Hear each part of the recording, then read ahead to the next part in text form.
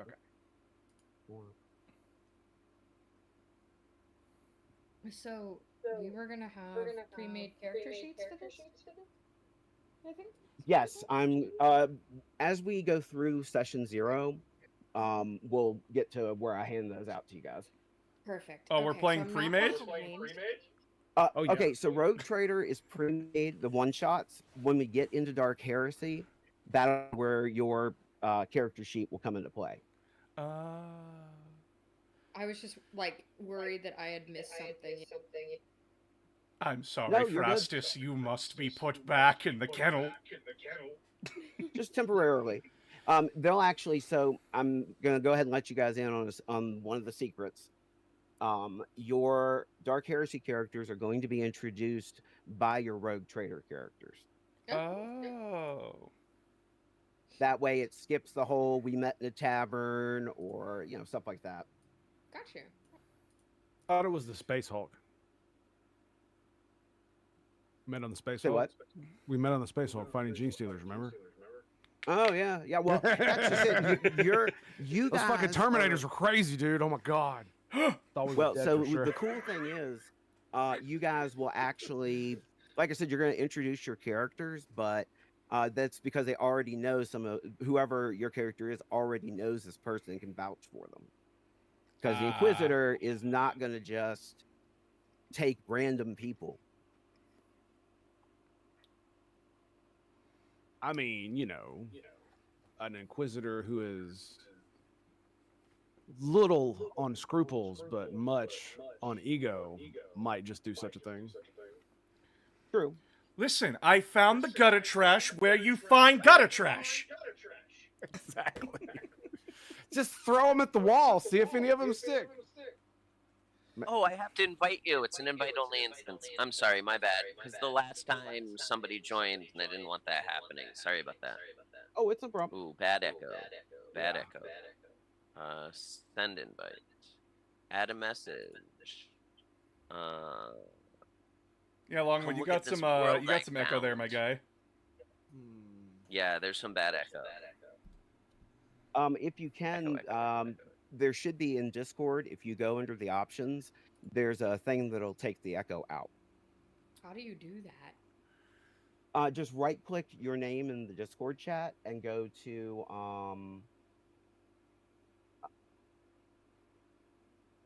oh, okay, so it's not right there. It is sorry, what were we doing?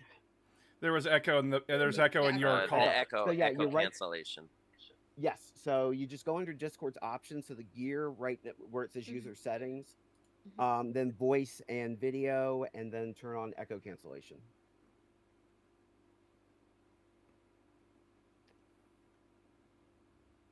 My echo cancellation is on. Yeah, my echo cancellation's on. Yeah, so for each of your microphones, it removes it. Puppy, how about you? No, it's coming from you, my guy. We can hear it from you.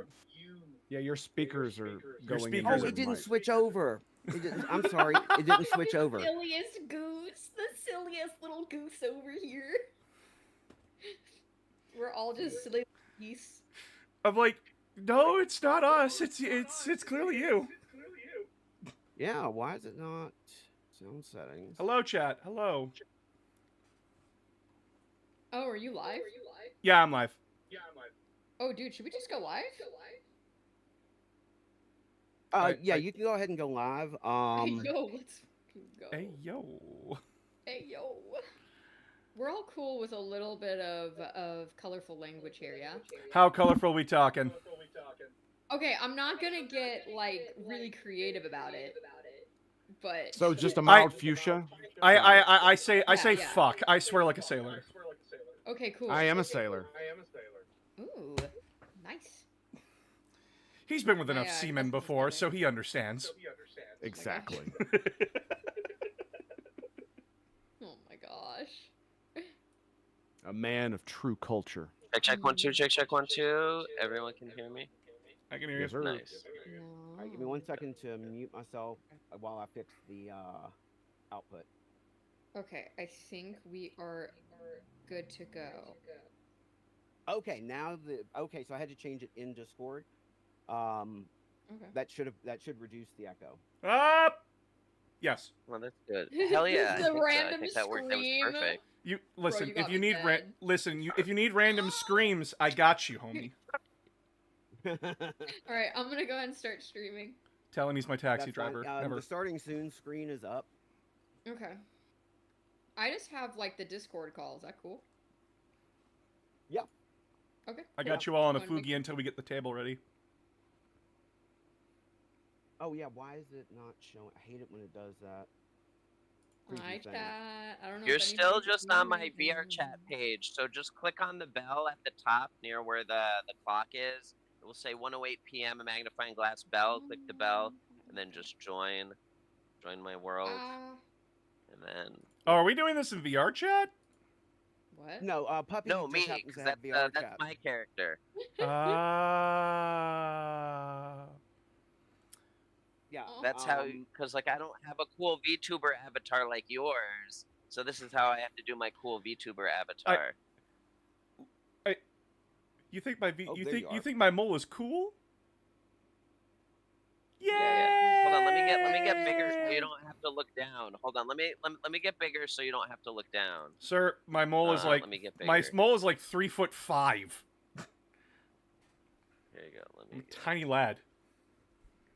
A There you tiny go. lad that's in distress. Oh no! Okay, so all I've got to do is redo. Whoops, my mouse. Why is it locked to the VR chat? I'm just a tiny little person in a lot of distress. My tummy hurts, yet I persist. My tummy hurt a lot most of the time. Didn't you die on Earth? But yet I persist. I persist. My tummy hurts so bad all the time.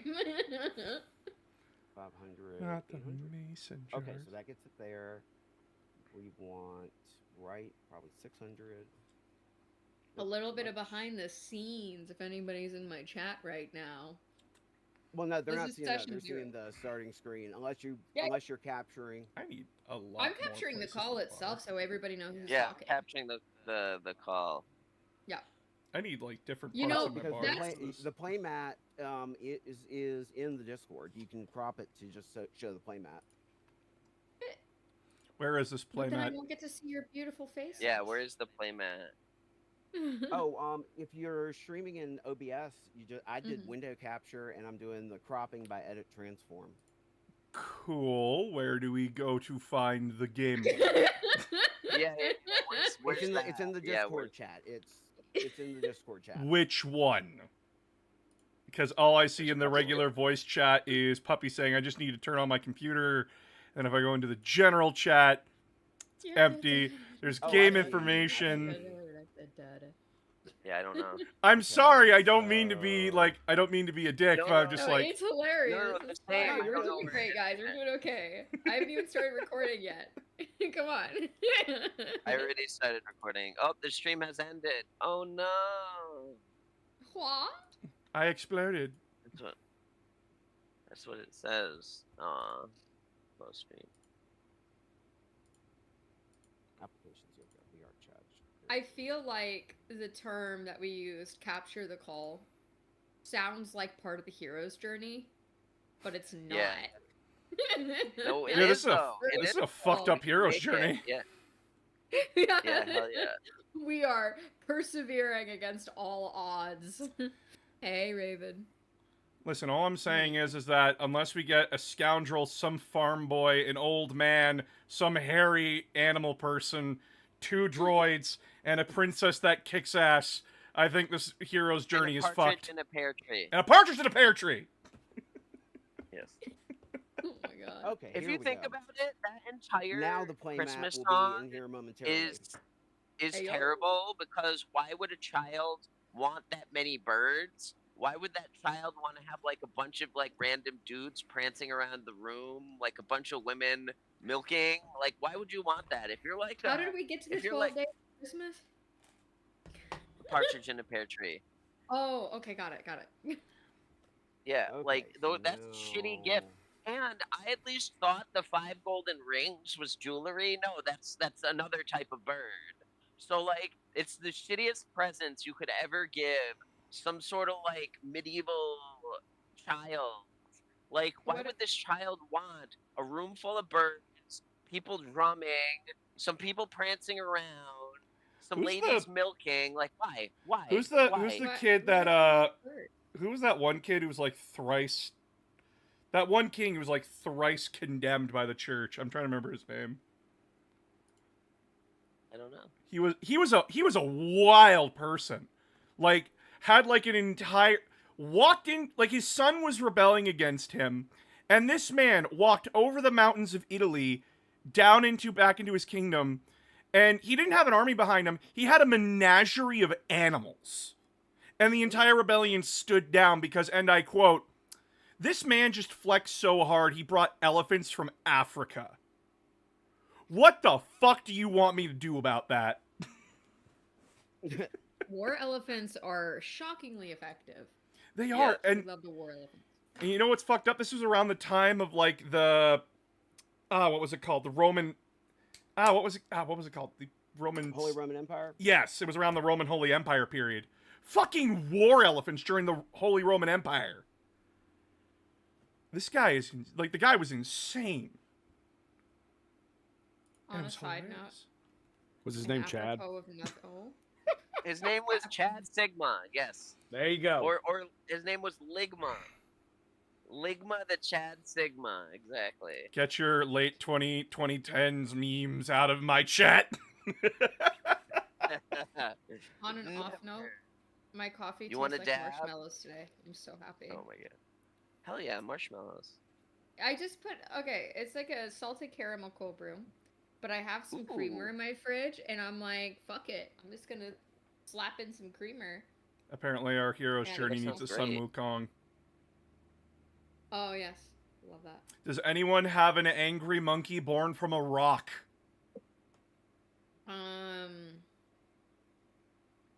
Negative. Damn it!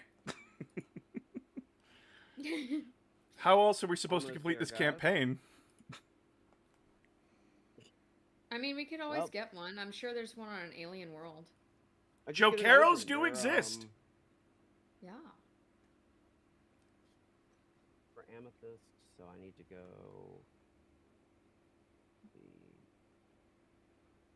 Fun facts with TCOM. The Cyclops myth was started by Greeks seeing elephant skulls. Oh. Huh. That makes a lot of sense. Yeah, it does.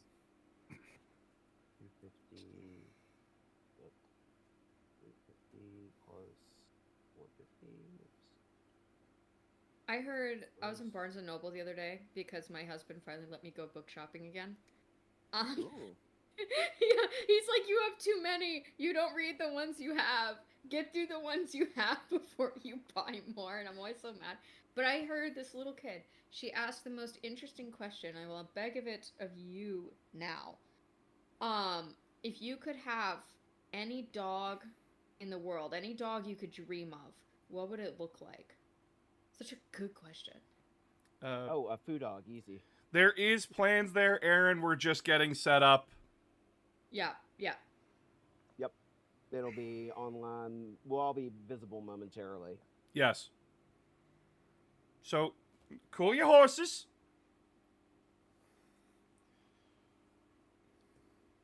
I wanted to say a Helsing abridged joke, but I am choosing to abstain.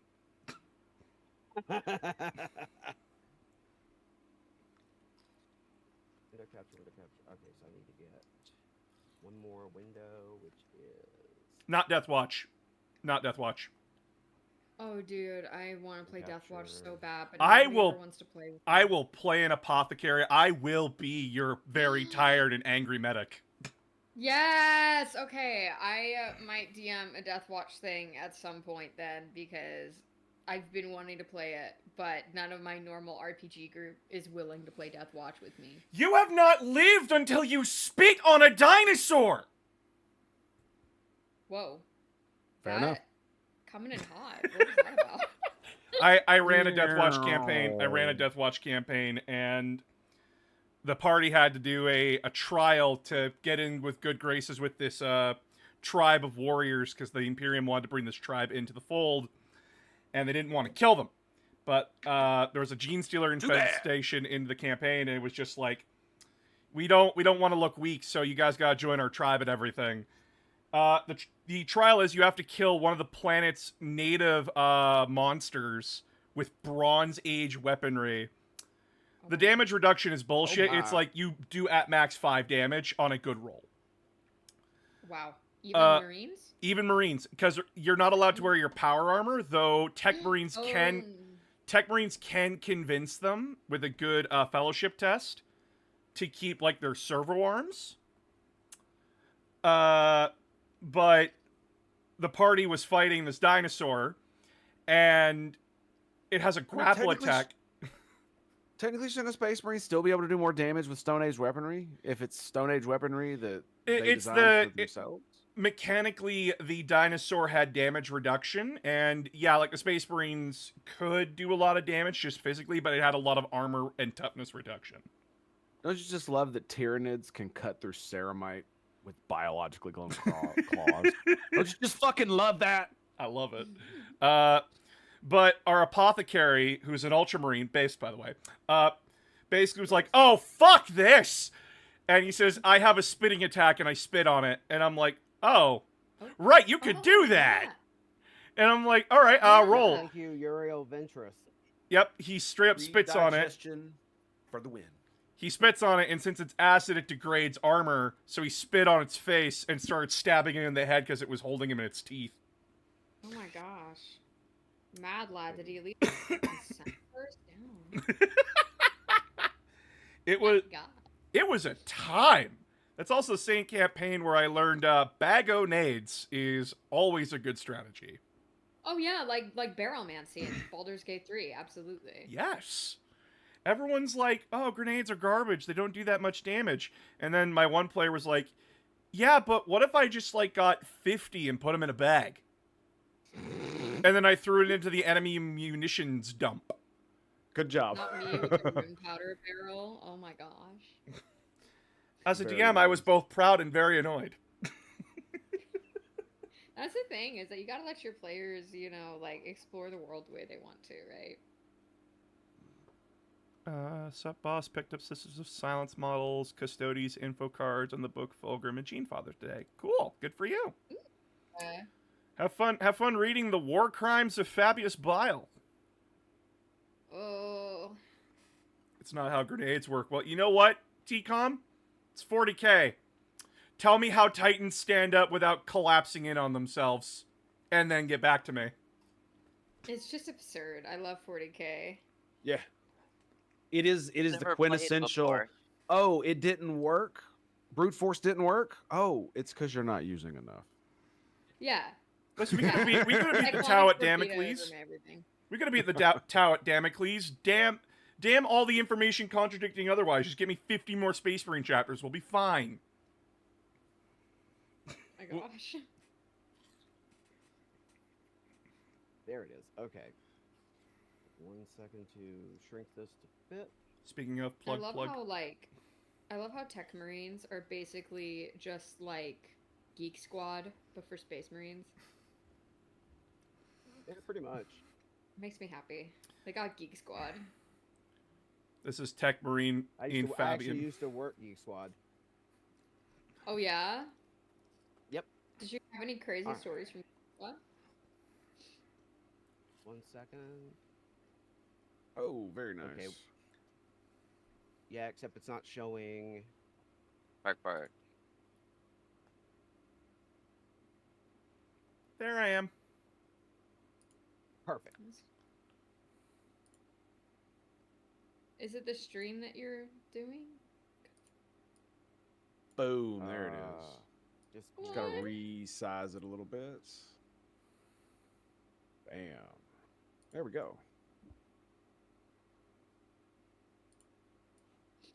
I'm gonna go live soon too, most likely. Alright, how do I close? How do I... Oop, full screen. There we go. Is it what are you guys doing? Like, is it the watch stream function? I guess so. That's how I'm seeing it. Okay. What the- Okay. Why is it doing that? That's weird. Okay, I think I see it. Yeah, there it is. Hello. There it is. Good. I can't wait to get back to my normal setup to do this stuff. What's your normal setup bet. like? I have a much better PC. Right now I'm on a ThinkPad. I have Oh, a wow. camera. Right now I brought my mic and that's about it. That's all I have. And my headphones. That's it. So, Oh wow. yeah, I'm really hoping this shit doesn't go down. And then shit went down. Not Well, yet. I'm And I'm sure- like, I'm thinking like, should we do share chat? But I'm like, will that burn my, burn my computer to the ground, right? You know? It shouldn't, because that should be all on Twitch's end. Okay. And also, your computer's probably way newer than mine. Mine's a first generation Threadripper, so it's like 8 years old. So it's struggles. This man working with the dark age of technology. Exactly. I mean, got we one. could I mean, try it. 288 gigs of RAM in it because like I do like Linux stuff with it, but Oh my gosh, not Linux. Whoa, I'm still on Chrome. That's how well I'm with it. oh my gosh, I just push button It's the and only thing that computer would go run. beep. yeah. Basically, yes. So I feel like I needed like a shotgun next to me when I'm on my PC, so if it makes a suspicious noise, I can just end it. Right? That's how Yeah, terrified I am of exactly. tech. It's like the laugh. So like it's like the joke. There was a joke that let me get it. There's something about like we were in the kitchen and we all started laughing. My wife was laughing. My friends was laughing. The toaster started laughing, and then I shot it. We shot Damn it. Yeah. Tech enthusiast. This is I made my house smart everything. Actual Yes. engineers and programmers. I have one piece of technology in my house. It's a printer. If it makes a noise that I do not recognize at all, I shoot it and buy a new one. Yes. Exactly. That's the meme I saw. alright. So Why do you keep a gun near your computer, Decepticons? I laughed. My wife laughed. The computer laughed. I shot the computer. That is why I keep a gun next to my computer. I watched Transformers Believe it or 3, not, Dark Side of the Moon. I saw that printer Dude, kill that guy. I tried watching. Oh shoot! What was that? I tried watching one of the Transformers movies. They're so and bad, though. It They're was so bad. They're so bad. They're so I bad. couldn't Of course they are. That's the finish it. point. There was- The special effects are pretty, but it's bad. I It's basically the same way I feel about watching Avatar. Because I'm like, great, you guys just remade Fern Gully the Last Rainforest. Like, you literally stole the entire, you just made it more technological. You made it look prettier. Because, like, here's the thing. Spoiler alert. So, like, the second movie recapped by saying, oh boy, we can 3D print these avatars really easily Sarah. now. And we can download your memory just in case you die and then re-upload it. So what happens at the end of the second movie? The dude's kid died. But what's gonna happen, I guarantee you 100%, Iwa fucking just downloaded his memories and they're just gonna 3D print a new body for the son.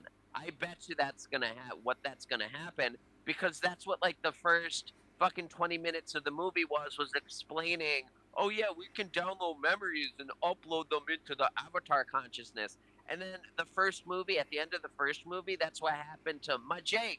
Majake got his consciousness transferred out of his human body into his avatar body because the fucking hair sex trees that they have on that world. So, Okay. I had a He's not wrong. I had a He's not Nothing. He said wrong. nothing that was wrong. He Nothing didn't say anything that was not wrong. factually I just correct. was I spaced out. I'm like, this is deeper lore than we're giving Avatar credit for. Unfortunately, that is also correct, yes. which is Yeah. sad. Very, very sad. Yes. I did I had a monetary goal on my Discord, and if my chat completed it, I would show my wife the first 3 Michael Bay Transformers film. They Oh, crushed the God. goal. They crushed the goal within Oh, 20 no. minutes. And oh God. I showed my wife, and they said, and I quote, "The only movie I remember is the first one, and that's because B pissed on a guy." Yeah. Oh my God. No, I feel like it would be better if you turned off No, the it was really sound. bad. Like, turn off the sound, like the voices from the humans, and then make your own dialogue. What? It would be Yes. better. I for you need to hear do. Sam with Mystery Wiki Science scream. 3000. Yeah, that would be so funny if we Mystery Science Theater 3000. Yes. The Transformer. I think it would be way funnier. Give it a minute, Aaron. You need I'm to be trying to get patient, the- bud. See if this works. Hello, Sarah. My cat has decided to join me. Kitty. I wish I wasn't allergic to cats. She heard you scream kitty and thought my wife was home. Oh my gosh. I just love cats.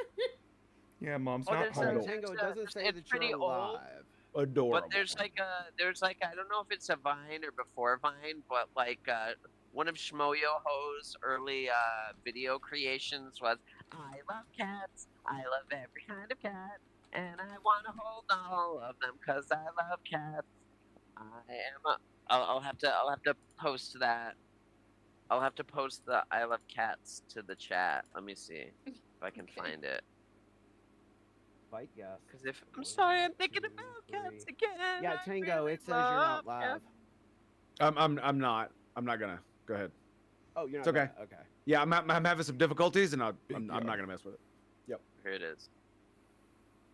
Okay, I found it. Okay. So I'm going to go to. Here's the chat. Okay, I'm posting a link into the chat. You can send me an invite. Oops. I think about how many don't have So how a long? home, How long till we start? and I could pet them. About just give me I 5 think minutes and we'll be good to go. 5 minutes. Get. Yeah. But yeah, please be patient, everyone. I'm sorry. Why is it mirroring it? Hold on. I need to do that again. Because I accidentally, on purpose, accepted it on mobile, and apparently it yelled at me. Oh no. How dare Ah. you? Yeah, sorry about that. you can't do it on both. That's Yeah, what I yeah. need to do, and I Because I'm can't. following the chat on my phone right now. Because I use OBS for my camera. Right, and I can't log off of Twitch because it won't let me log off of Twitch on my desktop for some reason. Because it's making me log out of absolutely everything to log out of Twitch. Okay, so this is great. I'm not sure how to work around this. Wait, can you just do it in like incognito mode and in a different I browser might window be or able something? to. That might actually work. What's my password to Twitch? This is a big nightmare. Okay. This session 0 is crazy, dude. Yeah, I'm not on my normal right? setup, so everything's going wrong. It's fine. It I listen. mean, this is exactly how is- it's supposed to go. This is how streams go. Camera glitching up, check. Mic quality, garbage, check. Computer is absolutely having a shit fit, check. Okay, Yep. let's start. I mean, Yeah, first rule like, of warfare. why do you guys watch this? Like, I'm just asking. Why does anybody watch Twitch when it's so much problems? I appreciate it. It just Because half blows the my fun mind. is stream to watching it. the I don't. streamer solve I it. don't. Yeah. To support my friend, that's basically it. Like I watch hers when she's streaming, and sometimes I get drops. I just learned about those. But yeah, no, I don't actually. I just stream to it using Live Push. I don't actually really interact much with Twitch. My primary thing I stream to is TikTok Live. Like that's where I have my most followers. So What do you think happened to Shrike? Why'd he step down as chapter master? Captain Kayvon Shrike of the Raven Guard. He stepped down as chapter master because, and I quote, "I am not fit for the role. I am the shadow captain of the third company, and that is where I belong." He literally does not think himself as a chapter master or able to lead that. And he's more of a guerrilla warfare expert and he wants to be doing that on the front line, not pushing papers, you know? And then they got that spaghetti lank hair dude that is not nearly as cool looking as Kayvon. I'm sorry. How dare you? You can model him riding a shark. Okay, here we go. Shark doo doo doo doo doo Baby shark doo doo doo doo doo doo baby shark doo baby doo. shark. Oh, Mommy. now I Yeah. understand. Shark doo doo doo doo doo. Mommy Now shark doo doo. Hell yeah, someone who has the same vocal stems as me. Hell yeah. Now I understand. Now I understand why my teacher friends are like, school is hell. School as hell. Yes. Okay, can you send that invite to me again, Longwood, whenever you get the chance? Yep. Chat. I'm just working right now on. Wait, what Sorry, I'm invites so are we supposed to be needy. having? What For invites share are we supposed to chat. be needing? For share chat. Oh, I didn't know that was a thing. Yeah, you can collaborate you and bring should your have chats an into invite one. from me. Where? Wait, where would they chat have? Huh? I don't understand. Where would that chat be? You go into your Twitch, and then there's Oh, it's a Twitch thing. yeah, it's Twitch share chat. Yeah. Oh, okay. I don't know. So you would go to your notifications. It'll say that Longwood invited you, I wonder. and you'll share your chats.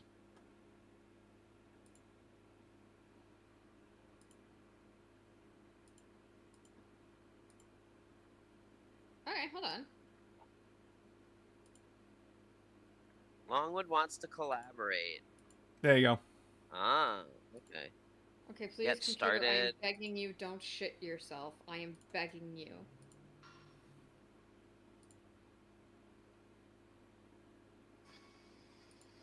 Oh, yeah, should and I then my normal should I be setup. focused on that instead? I gotta Let me. Let me. There we go.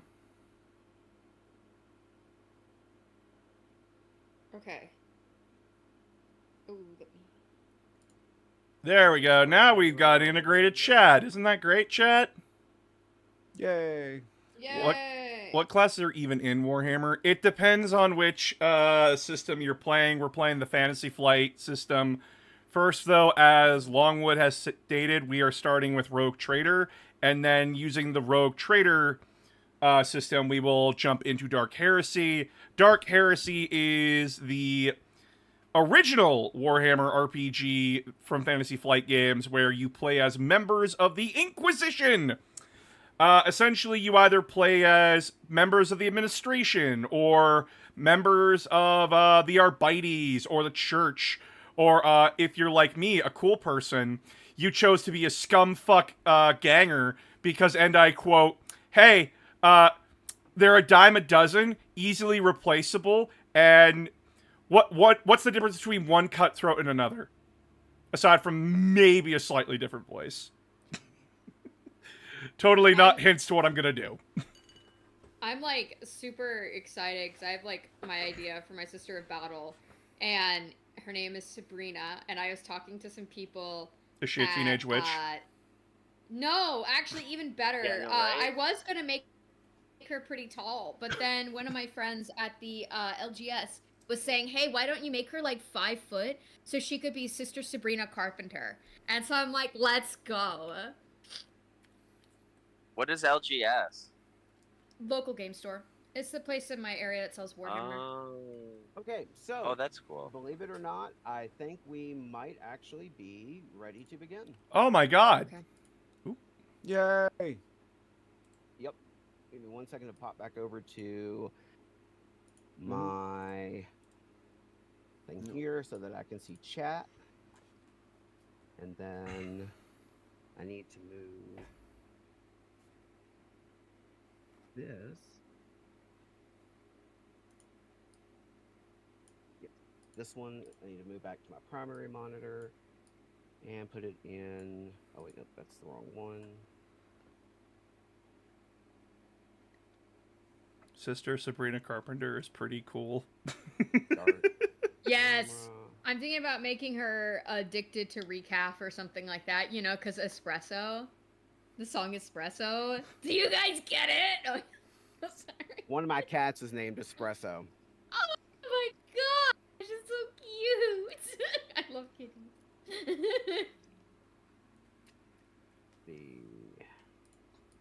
I have finished my watermelon. Ooh. Have you ever had that with like some like tahini on it? Nope. So good. Oh, tahini is great. Yeah, you should also, if you don't have that in your area, you should salt the watermelon. Salted watermelon. So good. So good. Wait, I have to ask, am I the only Canadian in this call? I believe so. You might be. I'm Texan. I'm really close to the Canadian border, and I have a Nexus card. I'm only like a couple hours away. Lonely, I have nobody. Where'd it go? You okay? Wow. I am. Listen, I've only met like 2 other Canadians online thus far. Every other person I've met online is either from the UK or the US. My own server, most of my admin staff is like fucking Americans or UKers. I'm like, can I have like 1 Canadian? Can I not Well, be wait, the only wait, maple are syrup you- chugger in my fucking Discord? Wait, well, are you in Hey, I need to quit Ontario AFK, be right or back. Quebec? No, I'm not from Quebec. No. I'm Western Canadian. Oh no, you're from out. That's where like most of my friends are from too, which is a huge bummer because like a couple hours I can drive to both Quebec or Ontario.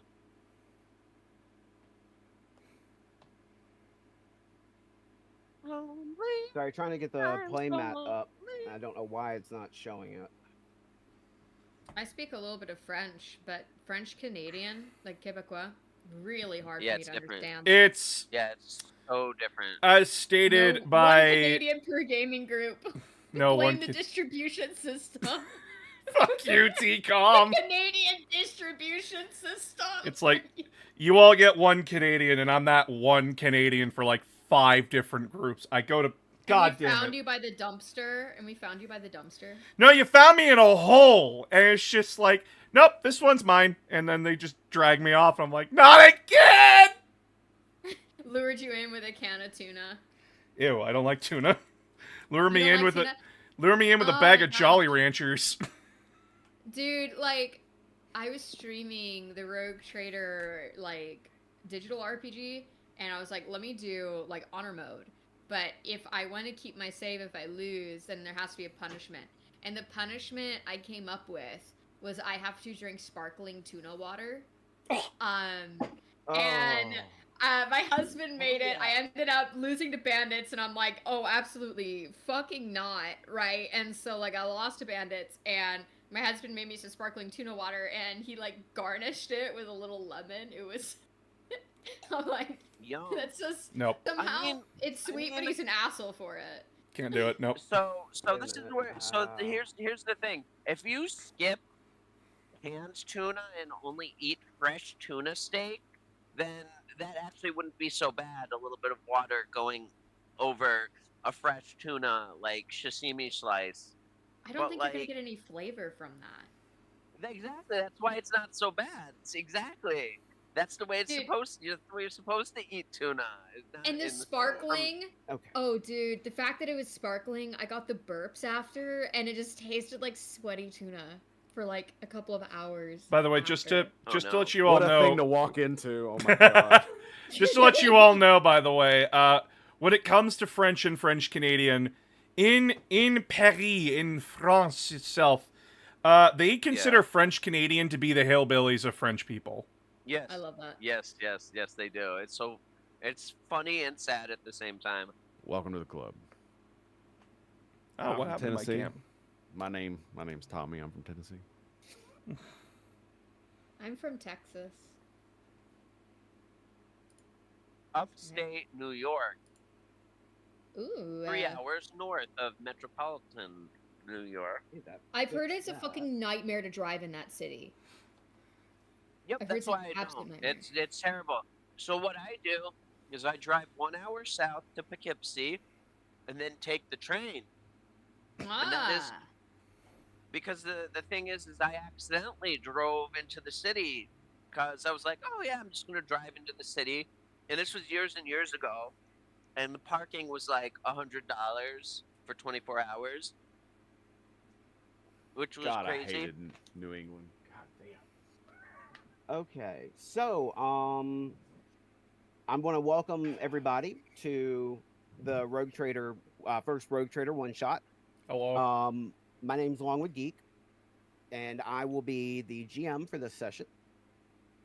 We have with us Tango Hotel. We have Greetings and the- salutations. Exactly. We have Amethyst. Amethyst, do you want to say what your Twitch channel is? Yeah, I'm under Mystic Amethyst Minis. I normally paint tabletop figurines on stream. Word. And yeah, one of my gimmicks is that you can ask me whatever you want. Well, within like you can ask me a lot about the medieval era, and I might know the answer because I am an Oh, that's ex-medievalist. awesome. Yeah, I'm an ex-medievalist. Very cool. History was my second major in college. I had to drop it to a Got it. minor. So stuff like that really does interest me. So that's I mean, pretty cool. I did literature, so I specialized in chivalry and hagiography. So like the work, like knightly works, and then the works of saints and stuff like that. That's what I specialized in. Oh, Well, that's that's very cool. cool. Thank you. Yo, I'd love to hear more about that. Oh, I would love to tell you more about it.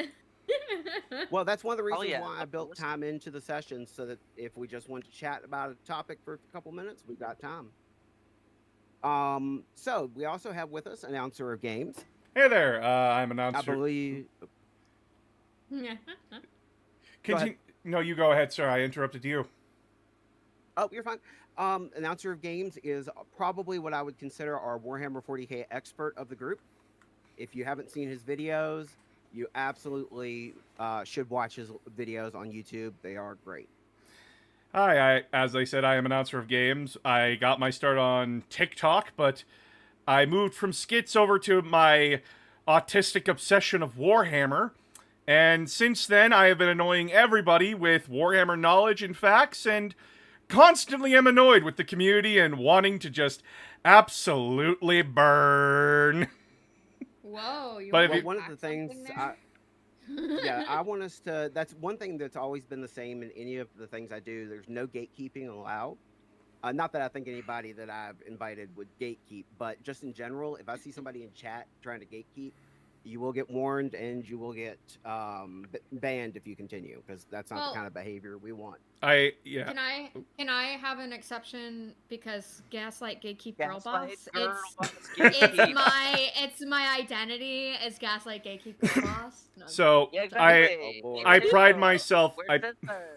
I pride myself as a creator on being what we call an innkeeper. I want to welcome as many people into Warhammer as possible and help educate and give the need-to-know knowledge on the fluff and the gameplay of Warhammer.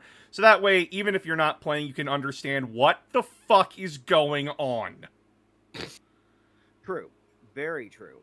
It blows my and in mind fact- as yeah. So with that in mind, Puppy is our Warhammer 40k newcomer. So they know very little about the lore and fluff. So announcer, you're probably going to get some really good time to explain some of the lore and fluff to everybody. Yay, my favorite. Yeah, we'll try not to do too much harm to you. Oh no, you You can't. don't have to talk for 4 hours straight. Listen, you have not done more damage to me than Twitter ever. Like, there is nothing anyone can do to me anymore. Twitter has already done its damage. I feel like this session 0 needs to turn into a different kind of session for announcer of games. I feel like, are you having a tough time right now? You know. No, I'm perfectly fine. I totally didn't stay up late making a Damocles golf video. Don't worry about it. Oh my gosh.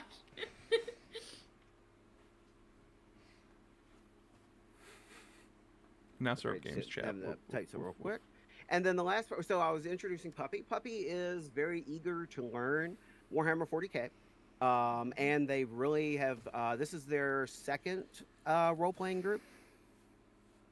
Yes. So they are still a relative newcomer to the whole idea of tabletop RPGs. So that's why I think we've got a good group to help introduce them to it. This man got Linux as an operating system, and he's never played a tabletop RPG before. Or this is the second time? He's Goodness. played once. Great. Yeah, second time. She, they, pups.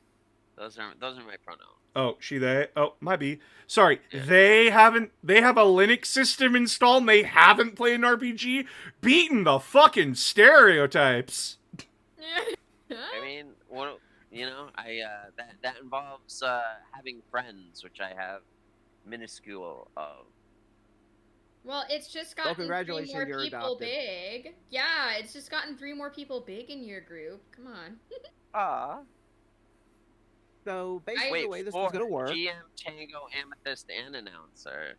Yes. Mhm. No, I'm always like super excited to welcome new people into the hobby because it's already hard enough to find people to play with. So it's like, thank God some people are in.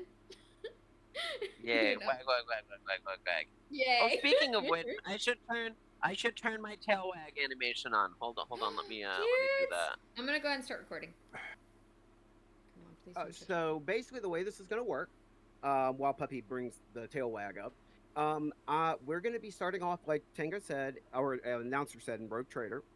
And what we're going to be doing is we're going to be doing several one-shots as many as I can plan for, and then we're going to transition into Dark Heresy. A part of the reason for this is because Rogue Trader has been out for a while as a CRPG, so a lot of people are familiar with it. But Owlcat just announced that they're doing a Dark Heresy game as well. So that's one of the reasons why we're going from Rogue Trader into Dark Heresy. Yes. Is to kind of play as the game is getting developed. Yes, give me my moral conundrums of, do I kick Oh my this gosh. innocent person in the jaw for wasting my time? Okay, wait. I get something. Can I get something out into the ether just for a minute, please? Sure. Okay. I have a theory about Dark Heresy. I have a theory. Okay. So okay, if you here's played Heretic Run of Rogue Trader. If not, cover your ears if you don't want spoilers. 3, 2, 1. Okay. La, la, la, la. Okay, so there are some hidden companions, and one of them is a Chaos Space Marine, right? And in Dark Heresy, okay, I don't know how to tell Longwood that I'm done giving spoilers, because that was literally it. Hold on, let me enter into the chat.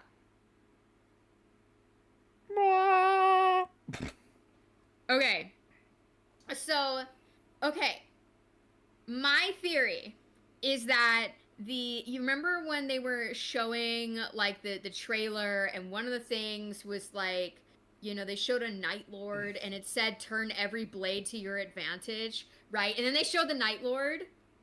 My theory is that if you go evil route, Night Lord is going to be your hidden companion. Ooh. That is my That theory sounds in Owlcat. If you're listening right now, I need this to happen. I need my Slavic voiced Nostrom man. She's to come thirsty. back. She's thirsty for war crimes, the Legion. I am. Sirion is so amazing. I've been reading the Night Lord's omnibus recently. Oh, I my am. I sweet love summer that. child. That isn't even the fucking... That's like... Oh, God, that's not even a tip of the iceberg. Oh my gosh, he's just so dreamy. I know he's gonna probably do something bad or he's gonna die, and but he's so funny. It's just great. I love Sirion. You're not beating the attraction to the serial killer allegations anytime soon. Do you listen to true Listen. crime podcasts? No, I don't do that. Warhammer at least is fake war crimes, right? These like haven't happened in the real world, right? I can Fake kinda enough. separate. Fake enough. Yeah, but Yeah, they're a lot fucking dirtier. Well, yeah, I have read the lore before. Listen. Every time we say you can't make this worse. Aaron Dembski, Bowden, and Dad Abnett look at each other, nod, and say, "Watch." Hold my beer. Yeah, no, I am terrified, I know, but, like, also, I'm not gonna say I could fix him. I will say I could make him worse, right? God forbid, do not show her Erebus. God forbid, do not show her Erebus. Oh, Erebus. We don't talk about Erebus. Go to my YouTube channel. We don't talk about Erebus. Oh my god, I was just gonna make that joke. I was just gonna make What? that joke. See, this Erebus? is why now you Oh, have yeah, automatic yeah, friends. Bruno. We all think the we same. won't talk Yes. about Bruno. Sharing the same brain cell today for sure. Yeah, I would agree. Yep. But so we're going to be starting off in Rogue Trader, and this is so the difference between what we're going to do with Rogue Trader and Dark Heresy is Rogue Trader, because they're just a series of one shots to get us to Dark Heresy. You're going to be playing with pre-made characters. Now, here's the fun part. Tango, you are going to be Ed, single D. I Amethyst, already know where this is going. I already Amethyst, know. you're going to be Sarah. Okay. Announcer of games, you are going to be the Rogue Trader. Yay! Make me the And captain that of this is sinking Chosen Eddie. ship. one. Get it? Chosen one. And that's Eddie with EDD1. Of course. Oh, here it comes. And Puppy, you are going to be playing Ed Double D. Wait, So hold on. So Ed 1D is the dumb one, right? That's the He's one gonna who be an eats a ogre. slide when he has a pebble in his shoe? yes. So Okay. Ed is going single D is Oh. an Ogren. Oh, no. Amethyst's character is the Sister of Battle.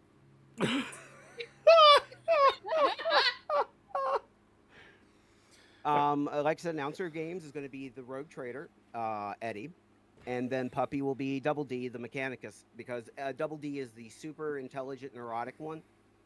And then Hell yeah. Eddie. Sure, is I can the do one an that Eddie always voice. wants money.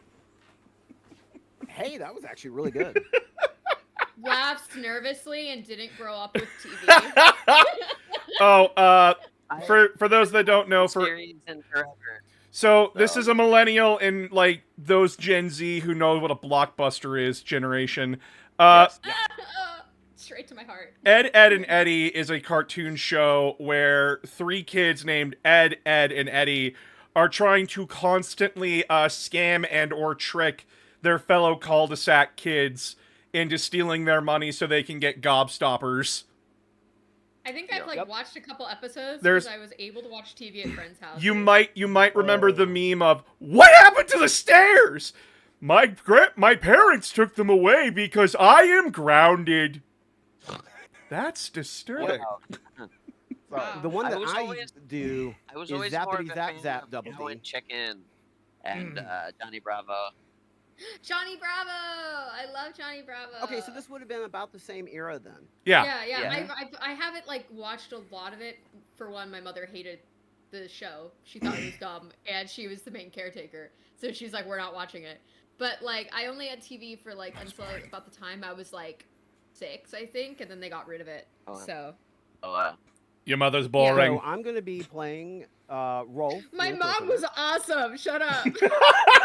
wait, are you guys like Seventh-day Adventists, but instead of coffee, no TV?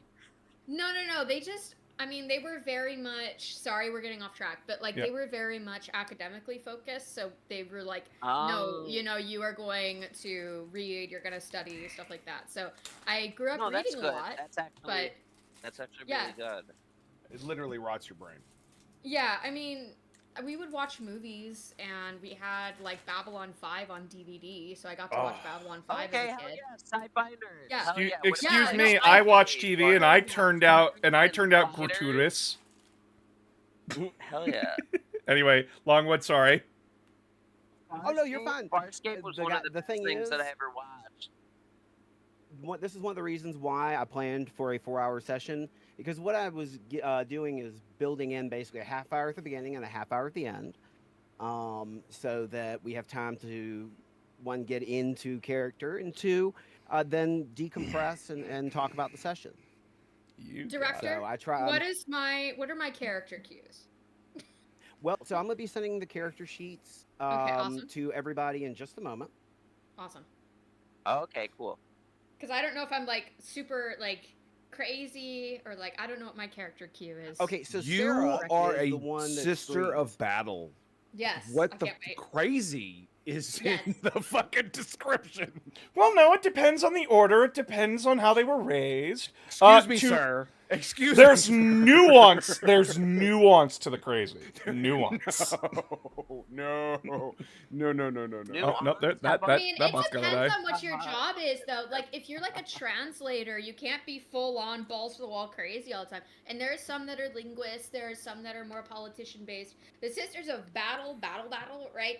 And I think it Mhm. depends on like your station. I think sometimes, you know, like on the battlefield, yeah, you're gonna be zealotous, but it really does depend sister to sister. Some of them are much more quiet IRL. So give me 1 second. I'm gonna pop in the Discord the files that we need.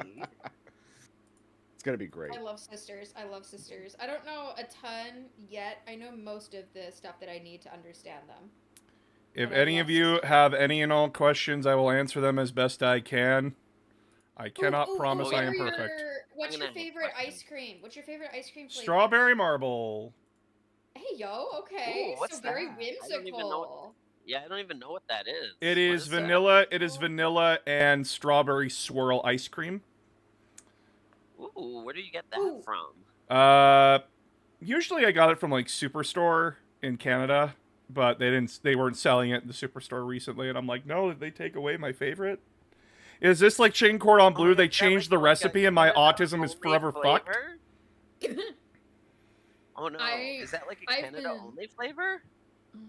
Ooh, the Maybe. cameras are fucked up. I've been slamming back Halo Top for the past 6 months. Oh, That Halo! That's is something so else I fucking know. Good. That is so fucking good. I love my There we mint chip Halo Top. Oh, Halo Top. Never mind, not the series There's Halo. a- Got it. There's a local. Oh yeah, the wife adores There's that stuff, there's man. a local So good. ice cream creamery / gas station around where I live. It's called Stewart's. It's different than the people who make the soda in the glass bottles, but like, so there, it's more akin to like Turkey Hill, where Turkey Hill in Pennsylvania is a gas station and also an ice cream brand. So Stewart's has this thing called Mint Cookie Crumble, which is my favorite ice cream of theirs. Ooh, oh my god, puppy! I need to get some of that. It sounds so good. No, legit. Yeah, I no, put like just- some Oreos in my Halo Top. It was the mint Oreo. Oh, so good. That's basically the type of cookie it is. Here, I'll just send you a link Oh my to their god. Where? So where's the illustrated character looking sheets, website. Longwood? Sorry. They are in the Discord. So Oh. if you go to the Discord and hit the one shot, you should have a file listing on the right hand Bazuna. Sorry side. about that. Gazin Wait. Heights. Which Wait, where is on- this? Yeah, which channel? The voice channel. Oh, okay. There's just the puppy stuff. Ah. Nice. There's just only the links that Puppy posted. There's nothing else. Pop out. Oh. Oh. I'm gonna put them in Oh, the other the general Discord channel then. Ah. Ha! And then Sarah, I'll have your Sister of Battle one in shortly. That one was one I Yay! didn't get a chance to quite finish up. Thank you, Longwood. So, for those that don't know, what is a rogue trader? Rogue traders are special individuals and their crews that have been given special privileges by the Imperium to go out and do a Star Trek. Mm-hmm. Do a Star Trek. Rogue Basically. traders themselves are given what's called a writ. It's essentially a contract Mhm. signed by the Emperor, massive air quotes on that one, Probably essentially giving Malcador. them, probably Malcador or some fuckhead of the administration, who cares. Some fuckhead. This can be like a piece of parchment, a tattoo, or a giant slab in the case of the Rogue Trader video game. But essentially, so long as you have that writ, you essentially have permission to do whatever the fuck you want. You could be a pirate. You could be a pirate privateer. You could be an explorer. You essentially have carte blanche to do whatever the fuck you want, so long as it benefits the Imperium in some way. Mm-hmm. And you can make that very loose. Yeah, Oh, it's it's beautiful. Very loose. It's loose. Beautiful. Loose lip sync ships, Major.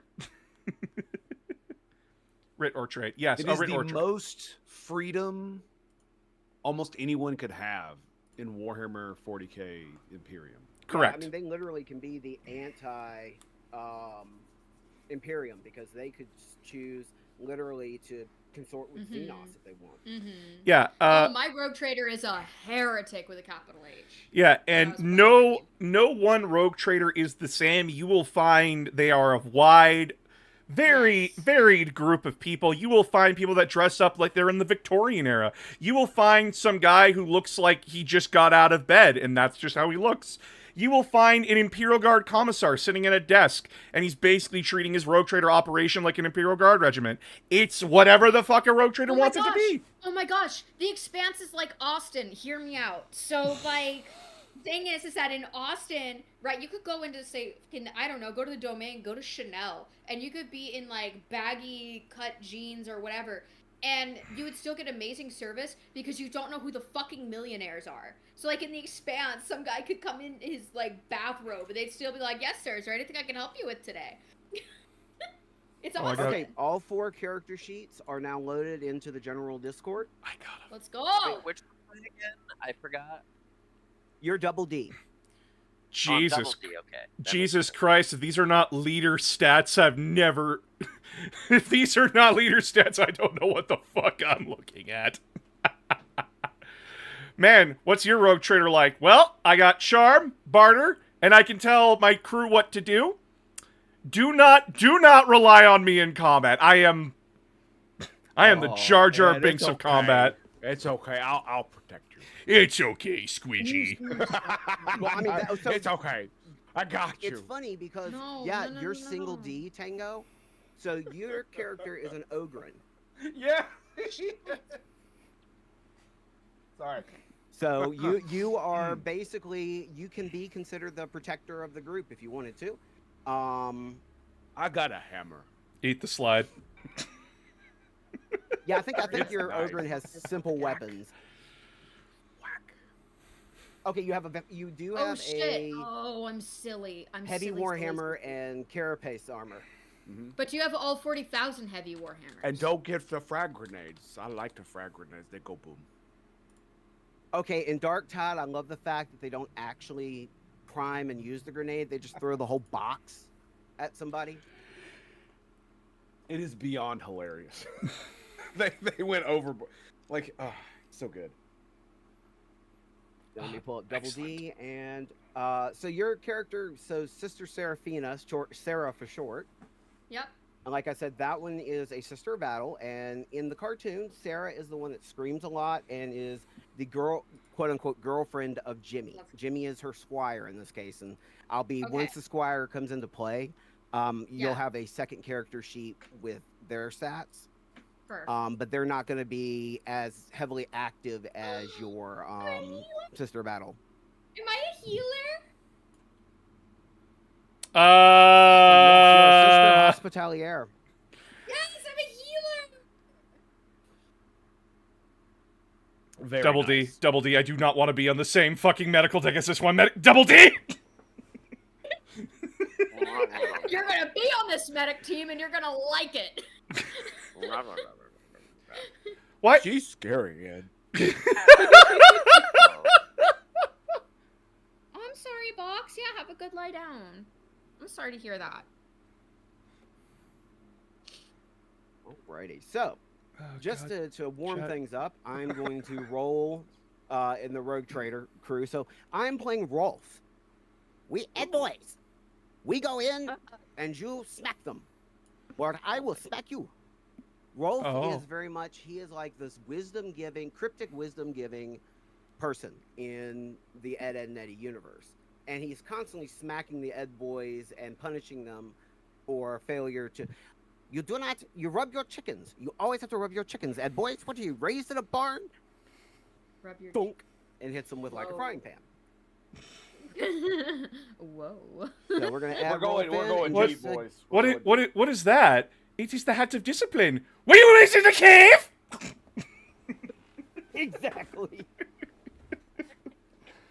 But you do the voice better than I do. I'm a It's voice. pretty good. I voice act, so it helps.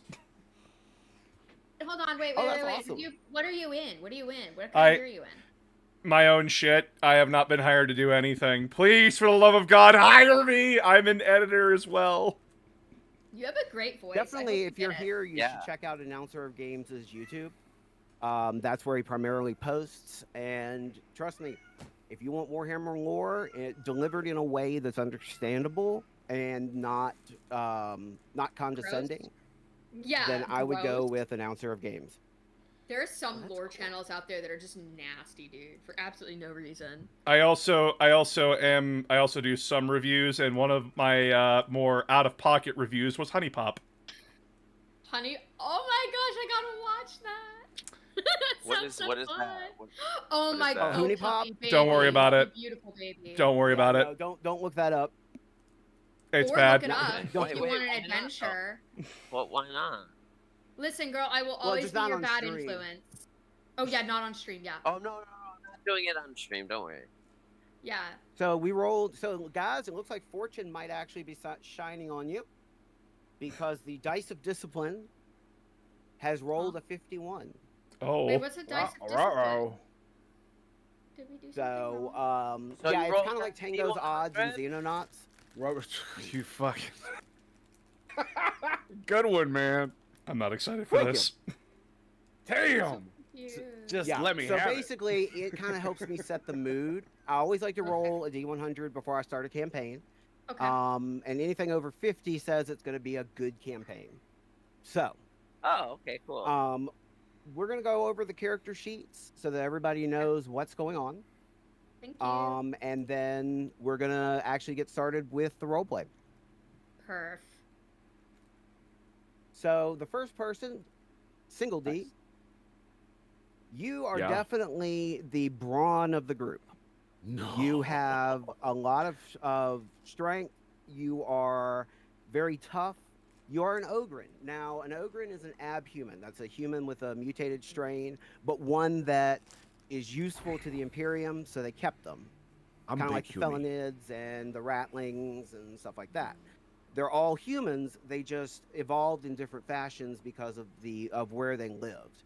Like the Votan, if I remember correctly, the dwarves for 40K are all they're dwarf height because of high gravity on their homeworld. For Leagues of Votan now, it's they genetically modified themselves to be able to live in those areas. Yeah. Ah, okay, excellent. I did not realize that. Thank you. So anytime if I say something wrong in lore, announcer, you are free to correct. I am free to actually. Wow. Well, Because the last thing I Actually, want to do is give the actually- wrong impression. I will So correct yes, if we I will need drink from the to. well, actually. I will correct if I need to. Yes. So if you feel like it's an important piece of fluff that I accidentally screwed up, then yeah, absolutely. Because I don't want to, again, I don't want to misrepresent any of the factions or anything like that. We kind of want to show people that this is, this is what 40K is. You all are starting at level 5, which is one of the reasons why your stats are a little higher than normal. And that is because you guys have been working with Inquisitor Rolf for a while now. Well, of course. So that's why you've made it up to level 5. Your Dark Heresy characters, once we get to that, are going to be level 3s. Because they're going to learn a lot from the last 2 sessions, and they're already going to have lived a decent, experience-filled life before they join the Inquisition. So you guys are going to start there at level 3. Because you haven't been in inquisitorial employ for very long, so you haven't had a chance to build up your skills and tool sets like Ed and Eddie and Sarah have. Ed boy, you have earned the rare 3 shoe beating. Oh God, exactly. My That's chat's just it. great. Somebody pulls off a boot and waves it at single D, and he might quiet down, maybe not. Reminds him of home. Tango, do you have any questions about your character? Oh no. Oh no. I know exactly where I'm going with this. This is gonna be Oh. great. This is gonna be great. Excellent. Oh Alright, yeah, then- this is gonna be great. Oh boy. Yeah, you've got, so your skills are intimidate, awareness, and survival. Mm-hmm. That's kind of what you've decided to choose. And again, your gear, you've got a heavy warhammer, carapace armor, and frag grenades. It hurts when I hit And my head your with it. sword swinging skill is 50, so you have a modifier basically of +5. Mm-hmm. Then we're going to move on to, if you don't have any questions, we're going to move on to Double D. Go ahead. All right, Yay, Puppy, the roach. you are a tech priest Yay. engine seer. So you are from the Cult of Mars, which technically is not part of the Imperium. They're just allied with them. They're the ones that basically give us the weapons, and they maintain the Titan legions. If it's technology oriented, the Mechanicus probably have a finger in it. Your guy, because of Like that, your guy's a little toaster. more shooty. And because you're shooty, we got you a plasma pistol. You Ooh. have mechadendrites. Basically, think Dr. Octopus. Ooh, Doc that's Ock? cool. You can flavor them however Um, you want. You can make them tentacles, you can make them little hands, whatever you want. Yep. You can attach weapons to them. So you could have, I mean, theoretically, if you wanted to, you could buy like 2 more plasma pistols and put them on your mechadendrites. Oh, it'd be so cool.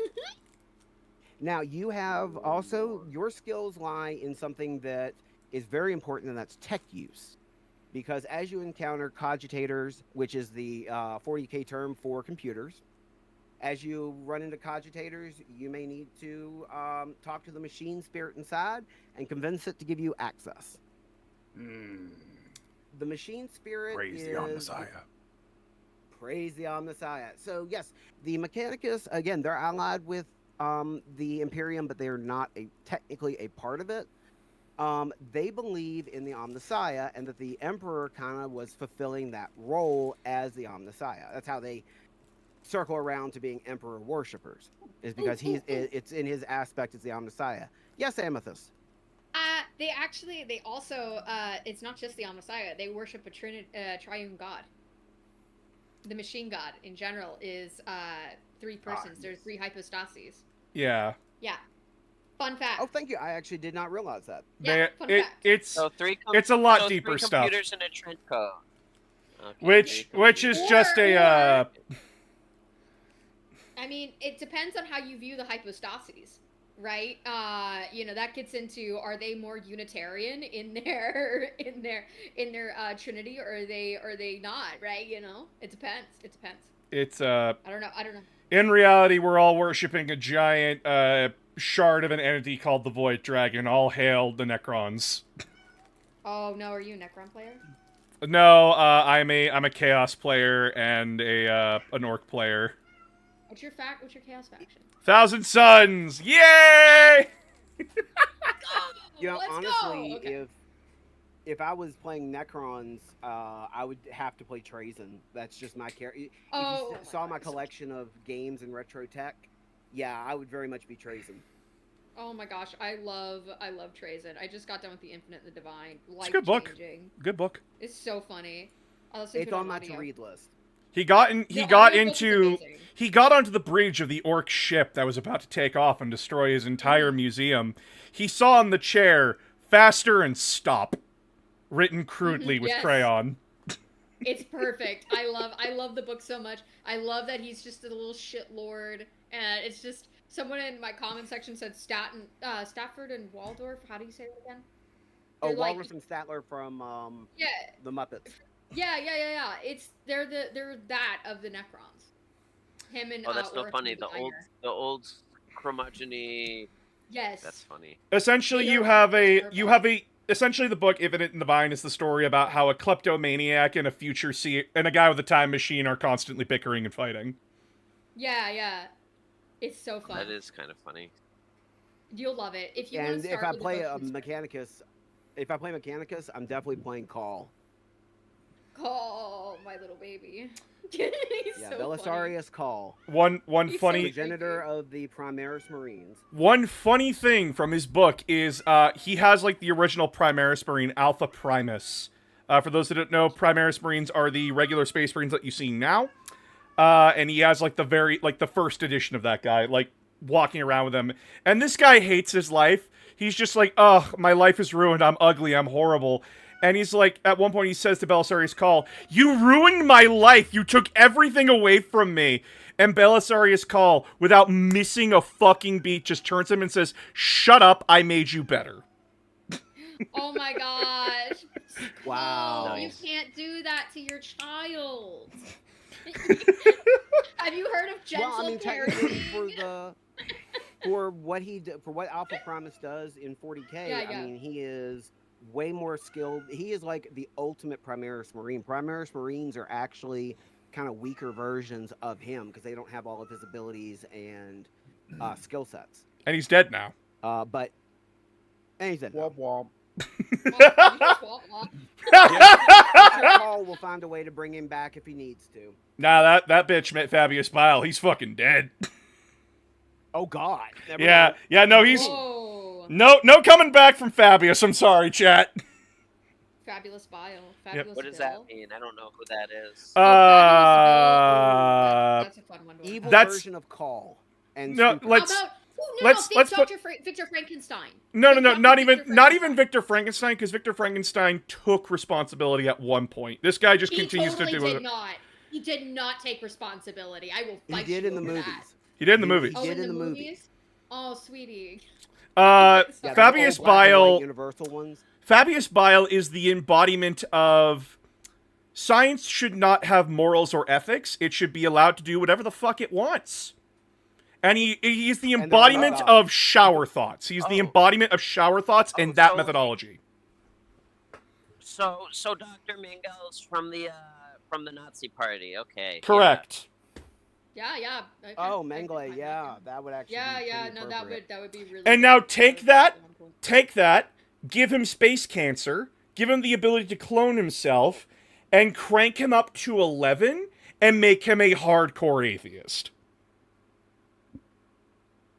Yep. Sounds Yeah, I like mean, Dr. even though he's Mangel's met- too. Well, he met the Chaos Gods and doesn't believe in them. That's the best way Wait, I you can say it. Yeah. Oh wow. He is a It's like that creature, meme where, and he's great. yeah, Oh. well, and we don't even know for certain if it's the original Fabius Bile or not. It is his memories, but this comes down to the fact of how it's like a ship of Theseus. Is it the same ship or is it Anyway, Yeah, let's get he off this replaced war all the- crime. So yeah, exactly. He's a walking war crime. That's the easiest way to explain Fabius Bile. And he's got that Norwood 11, which is a little odd. All right, so then we're gonna go over to the Rogue Trader. Hello. So yeah, Yeah, your it's your turn. fellowship, you are definitely the talker of the group. Well, you gotta you're beat all the jumping into scams, 40. right? He's the face. Exactly. So your big ones are charm, barter, and command. Those are your skills. And you will be commanding at some point probably a detachment of your ship's security team. Basically, your presence is commanding. That's the easiest way to explain it, so people will listen to you. What is the laziest you way I got- can do this?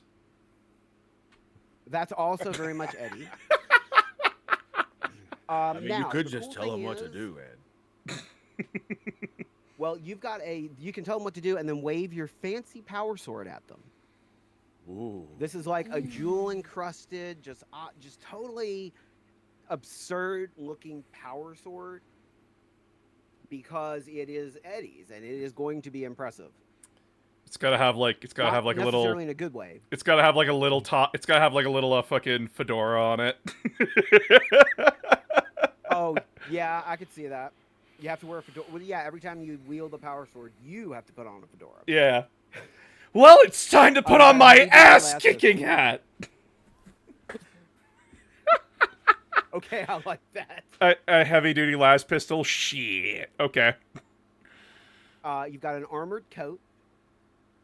Now, the armor is not visible, so I'll give you this.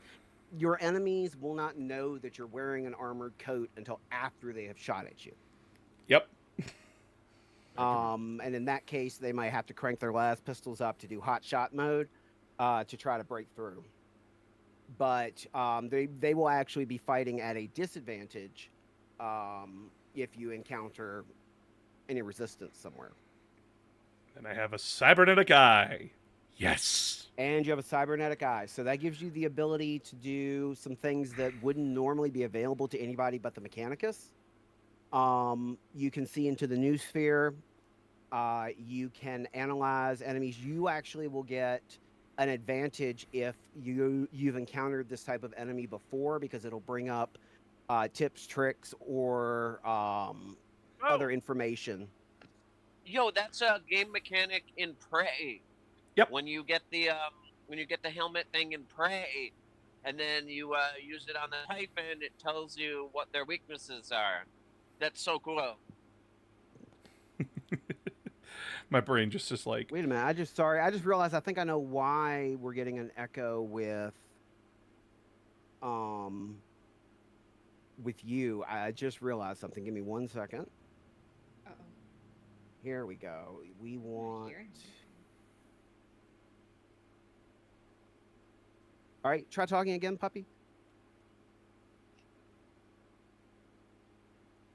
Prey is basically Dishonored in space. It's one of the coolest things that ever came out.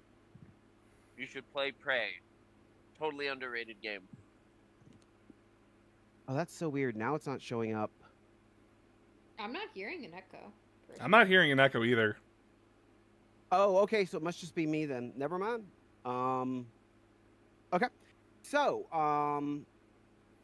let's see. Where were? Oh, yeah. So you're gonna have the ability, announcer, to get information. You'll have an advantage on rolls for lore, and for in particular anything technology based. Come on, guys! You should know this stuff already, as I'm cheating with my cyborg eye. Exactly. Now, Sister Sarah, or Seraphina, you are of the, you're a Sister Hospitalier. That is your grouping, where you've chosen to kind of use your Emperor-given abilities.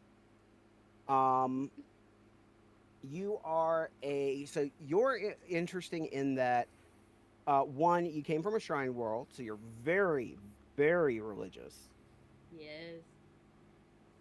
You are a scion of the ecclesiarchy, so again, Oh my very, gosh. very I'm a priest. religious. Nice. You are duty bound. You've been through the zealot's fire, and basically you are constantly your personality is very much overcompensating for what you feel is failings on your part. So you are actually your motivation is redemption, even though you haven't done anything that requires redemption. Mm-hmm. Your character believes that they need it. Okay. Jimmy, the squire that I'll be generating a character sheet for soon, is your squire. And basically what your squire will do when it comes to things like combat, Jimmy is not a combat person. He will run from combat. He's a coward. Oh, Jimmy, no. Oh no. So he'll get you set up for battle, but he won't Why so fight scared? in a battle. Ruh-roh. I mean, he's got a muscle mommy to look after him, so we're good. He's okay. That's basically Sarah from Ed, Ed, and Eddie. I mean, she is very much a screaming, fighting, a very intense character. No one bullies the Eds but me. Yes. Yep. Okay, I see where this is going. Okay. Yep. So your career, you are a missionary. Basically, you feel the more people you bring back into the Emperor's light or show the Emperor's mercy, the more you will be redeemed. Okay. And you are essentially the quote unquote trying to be the moral compass of our group, i.e., anything that you feel goes outside the bounds of belief in the Emperor or the teachings of the Emperor. You have full carte blanche to basically say, hey, that'll make you a heretic. Do I need to fucking stab you? I can get Yeah. behind this. We're gonna have a great time. Oh, That'll and be trust me fun. when I say you are going to be very much combat focused as well.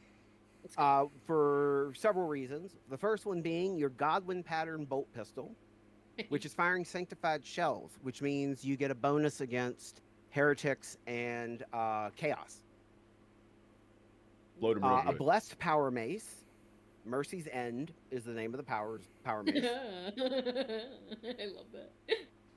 A relic flamer. Now this is one of the interesting things. The Sisters of Battle are one of the few groups besides Space Marines that use power armor.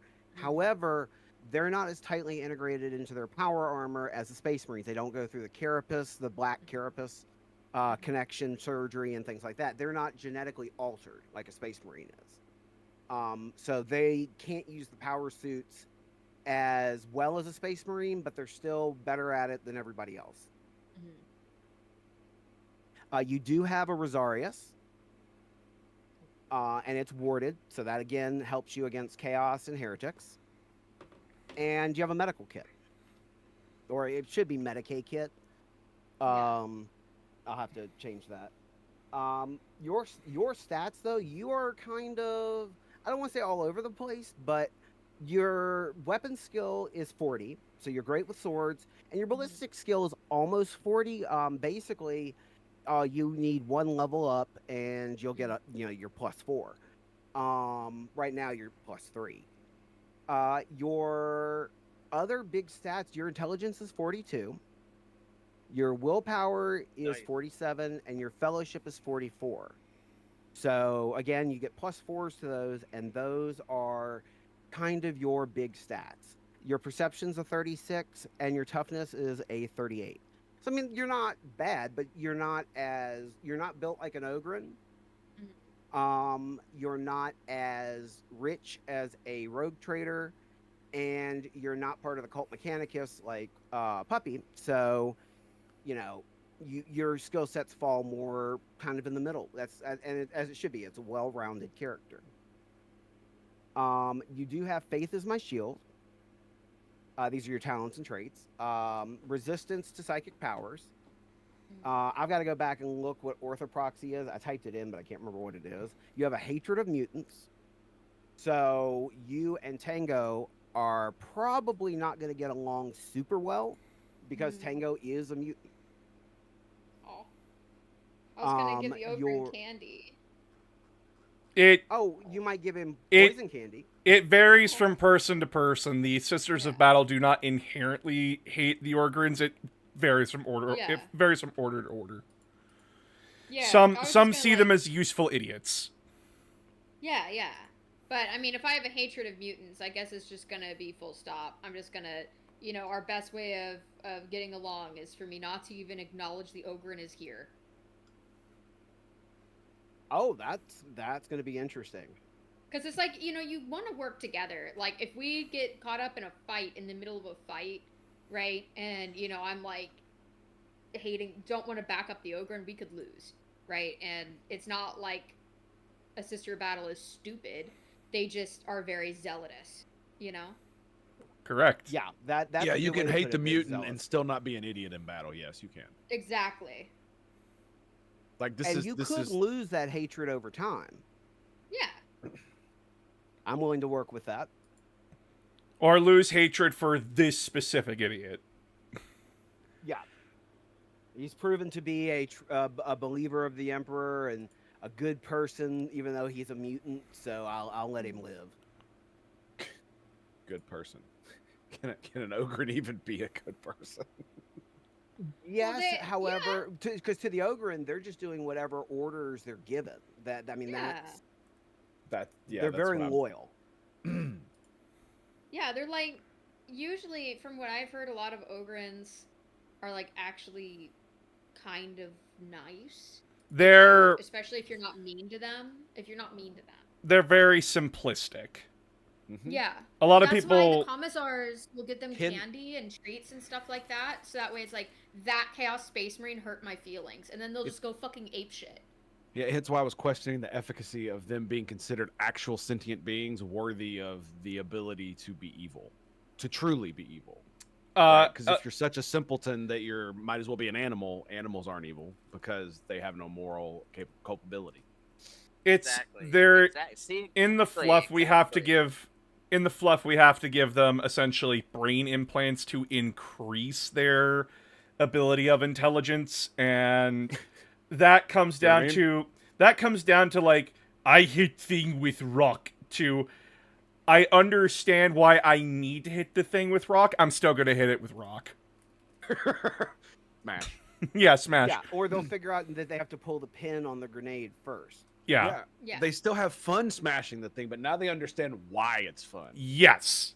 You understand it now. Doesn't mean it's a difference between it's in Hide Light 2. It's the difference between knowing that knowing what the grave is saying and knowing that you have to push it. Okay, I like that. That's a good way to put it. Oh, you're also a peer of the Ecclesiarchy and the Sororitas.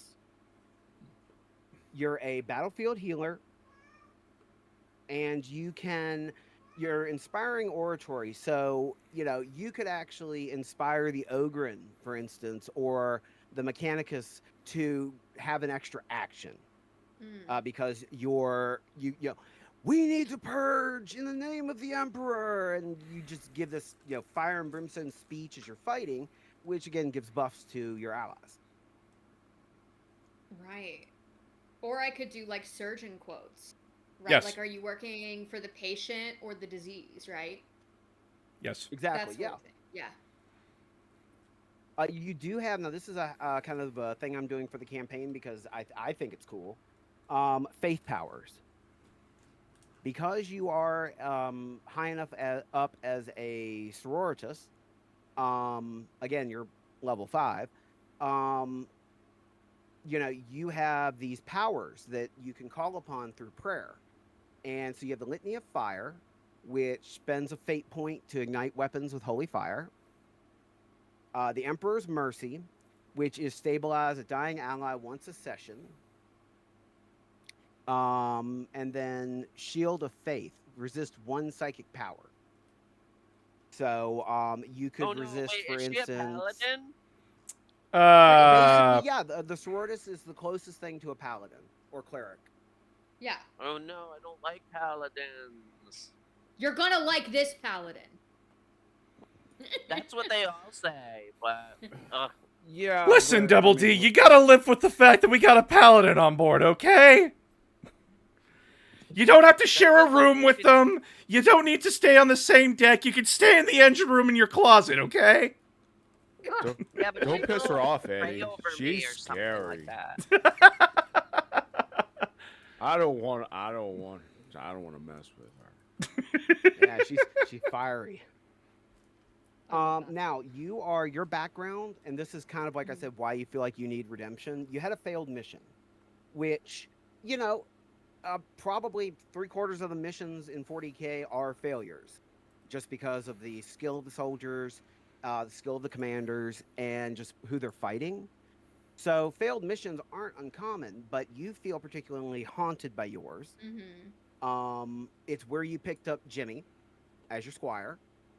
And you basically you're trying to redeem yourself through fire and healing. So you'll burn them and then bandage the wounds.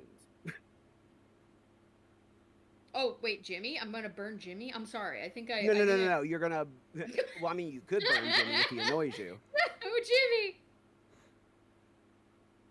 Jimmy! Yeah, so that is, and then we've got my character who is the Inquisitor. Now, my character is not going to be omnipresent. I'm going to be the one sending you on missions if it's particularly important. Rolf might accompany you guys, but he is an Inquisitor through and through, so he will mostly be pulling strings. His skills lie in swordplay, intelligence, and willpower. I mean, how else does he come up with all of his life lessons if he's unintelligent? Honestly, I thought you pulled them out of your ass. Sorry. Yeah. I am known for improvisation, so and we'll get into kind of that in just a second. I channeled the true Ed there for a second. Sorry about that. Truce of thoughts. Your Rolf's skills are in interrogation, forbidden lore of the warp, and scrutiny. And my gear is a bolt pistol, a power mace, my inquisitorial rosette, and inquisitorial armor, which is kind of like power armor, but not as impressive. And then we'll have some other characters that will come in and out. Think of them as cameos from the show. That's kind of how I'm going with those. But one of the things we can get Johnny Bravo in, we can get Cow and Chicken in, and we can get I Am Weasel. God, no! You keep Cow and Chicken far away from me, please. Yeah, that Cow and Chicken was a weird one. I love Cow and Chicken so much. It was great. Mama had a chicken, Mama had a cow, Dad was That's why I hate it. That's why I hate that fucking theme song. Drives me up the goddamn wall. What I love is that I Am Weasel. Do you guys know who voices I Am Weasel? No. Who? No. Michael Dorn. God damn it! No. What? Yes. Come on. Michael Dorn is I Am Weasel. God. You don't need pants for the mystery dance, cause baboons are better than weasels. I are baboon, big star of cartoon. Do. I am Weasel. I am Weasel. But yes, if you check the credits of the show, Michael Dorn voices I Am Weasel. So Worf is Weasel. Yeah. That's so funny. Like he does great voice work, man. His shit in XCOM 2 was out of this world. I loved it.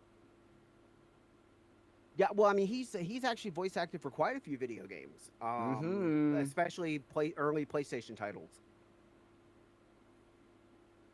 Man's got a voice like butter. Oh yeah, I could listen to Michael Dorn talk all day. So the world that we are going into, in the grim darkness of the far future, there is only war.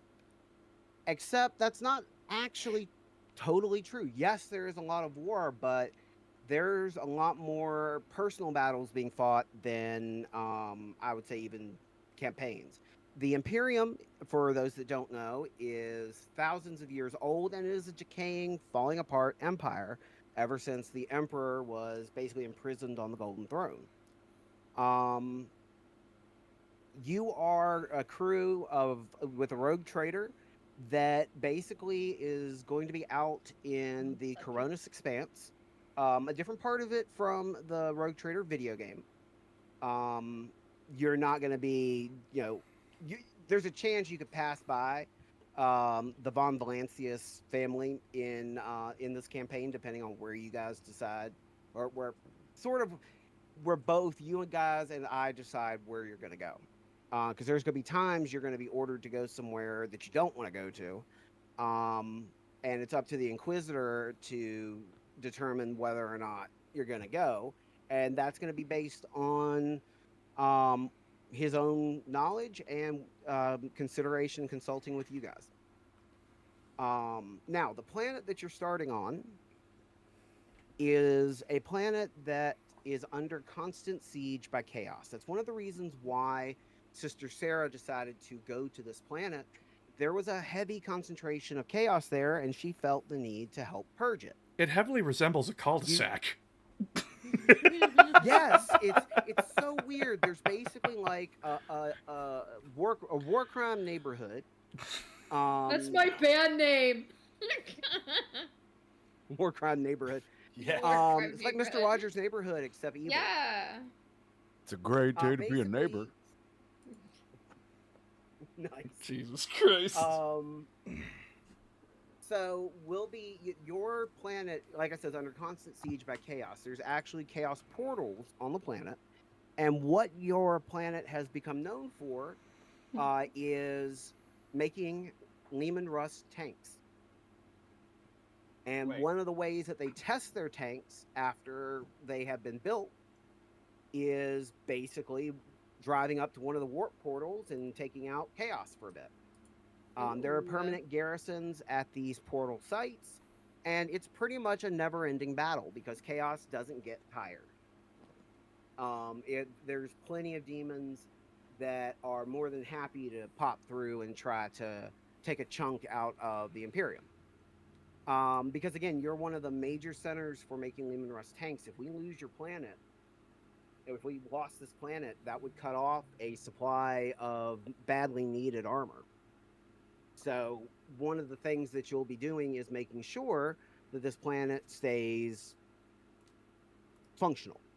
We'll put it that way. Now that may mean at some point you're going to have to, theoretically, you could have to shoot the planetary governor and assign somebody else in his place because, he's not maintaining and keeping the tanks, rolling. Because of this, Double D, as a the three Ed, Eddie, and Rolf are all from this planet. Sarah moved into the neighborhood. I mean, the planet.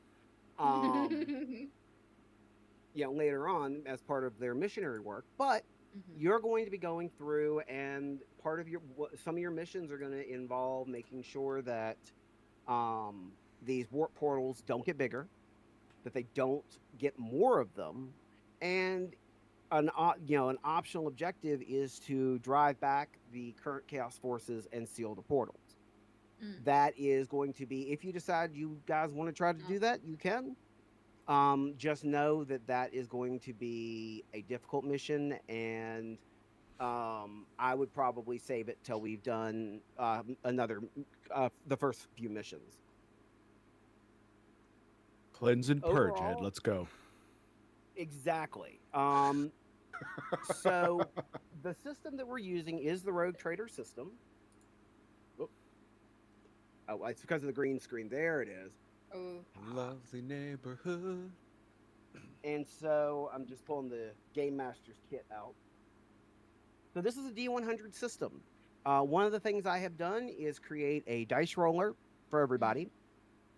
So if you wish to roll actual dice, that is an option.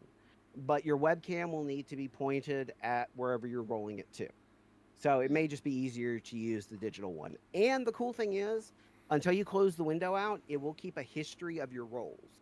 So if for some reason we need to, we can go back and look, oh yeah, no, you really did get a 51 on that, as an example. But we're going to be using that dice roller. Did anybody want to roll physical dice? Nah, I'm good. Okay. Awesome. Some people, part of the experience for some people is rolling dice. Others are perfectly okay with the digital system. So that works for me. Give me 1 second to flip to where I need to be. Okay. Oh, your ship, which is currently docked in orbit of the planet, is going to be basically I like the Whisperer. So it's more of a template. Rogue Trader, you can name the ship whatever you'd like. Its base name is the Whisperer. And it is wait a minute. Sorry about I'm that. sorry. I actually dropped my headset in hummus, so I had to spray it, immerse it in my alcohol spray. But yeah. Okay, Sorry. so the Hand of Redemption is the actual name of the ship. Which, hey, given the what your Sister of Battle wants to do or needs to do, that's kind of a good omen. Your ship is going to have some pretty nice stuff on it. You've been a rogue trader for a while, Eddie. So, you and the other Eds are all rejuved and augmented to kind of prolong your lifespan. Oh, awesome. So, May I yeah, make a and suggestion Sister for the ship Seraphina name? is not. I'm sorry. Go ahead, Amethyst. Oh no, I was just gonna say, may I make a suggestion for the ship name? Sure. Didn't they talk to a block of wood? Why not say Plank Whisperer for the ship name? Plank will be showing up. Oh, okay. Sorry, I Yes, was being silly. Plank. Yeah.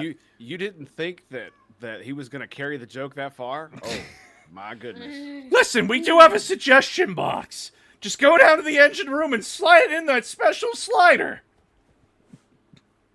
Just only use it for paper, nothing else. Only paper. Don't worry about it. Whoa. It's just the boiler room. Lights it on fire. Yeah. I can see that. Well, of course, at least you don't have to do the refueling. Yeah. I watched Dr. Stone. I know how charcoal fuel works. Dr. Stone's so good. It is so fucking good. Yeah, I've seen bits and pieces of it. I need to actually go through and watch it. Goated. So you are basically you've done well, Eddie. You haven't gotten your ultimate goal yet, which is kind of to be the richest rogue trader ever, because at that point you could afford all of the Laho gobstoppers that you could eat. Listen, I gotta make sure that Terra itself knows that I am gold fucking plated, okay? We should call it the Gob Getter. Oh my gosh, Aura. You see, this is why Ed is inside my command structure. Yeah, every so often he comes out with something incredibly wise and smart. I don't understand, Ed. You don't need to, buddy. Thanks, Ed. But That's yeah, what I'm you're going to be piloting a Lunar class cruiser. Basically, it's 5 kilometers long. Yes. It has a crew of 95,000. Oh, yes. And yeah, it is a pretty badass ship. The Lunar class cruiser is an incredibly powerful warship, a testament to the might of the Imperium.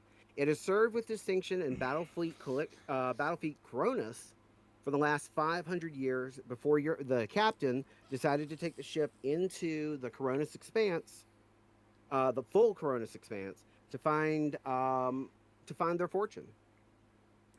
What's the weapons on this main ship? Components. Say what? What's the weapons on this ship? Oh, well, I was actually. Whoop. Headset fell off. Here we go. So you've got a Jovian pattern Class 4 drive, Oh, yes. Straylov 2 warp engines, a Geller field that works, 9 times out of 10. That's amazing. Yeah. Yeah, Every time we yeah. get a party.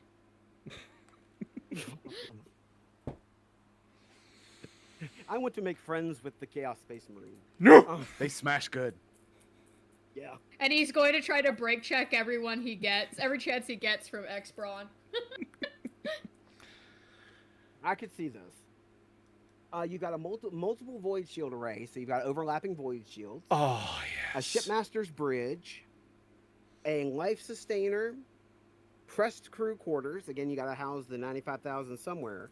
And because you're trying to find a way to make as much money, your ship comes equipped with an M21B auger array. Oh, weapons. yes. Fancy. Exactly. Listen, I gotta know exactly what I'm working with here, okay? Beep. You've got a Port Mars pattern macro cannon broadside. A starboard Mars pattern macro cannon broadside. A Port Titan Forge Lance battery, and one on starboard. You have torpedo tubes in the prow. Your prow is armored, so even if someone shoots at it, they're probably not going to take out the torpedo tubes In one hit, it would require repeated bombardment. You have a munitorium to store all of the ammo for your cannons, and a temple shrine to the God Emperor, because Eddie knows that religion sells. Listen, I'm harder than an Imperial Fist Fortress, okay? Oh man. Hearing that ship layout, Oh. I am harder than an Imperial Fist Fortress. Let's go. I was about to say, dude sounded like he's edging. Oh my god. Like, wow, Listen, do I need to step out? Give me some privacy? Wasn't as good for you as it was for me. Whoa. as he listed off my grocery cart of wants. Oh my god. Good. Listen, we're not- Speaking of, We're not going up against like a despoiler class ship, but we're pretty good in the water. yeah, you could handle frigates pretty easily. Frigate-sized ships. Once they get closer to your class, they're more evenly matched, so you can't take them out as easily. But you can punch somewhat above your weight because of the amount of weapons that you have.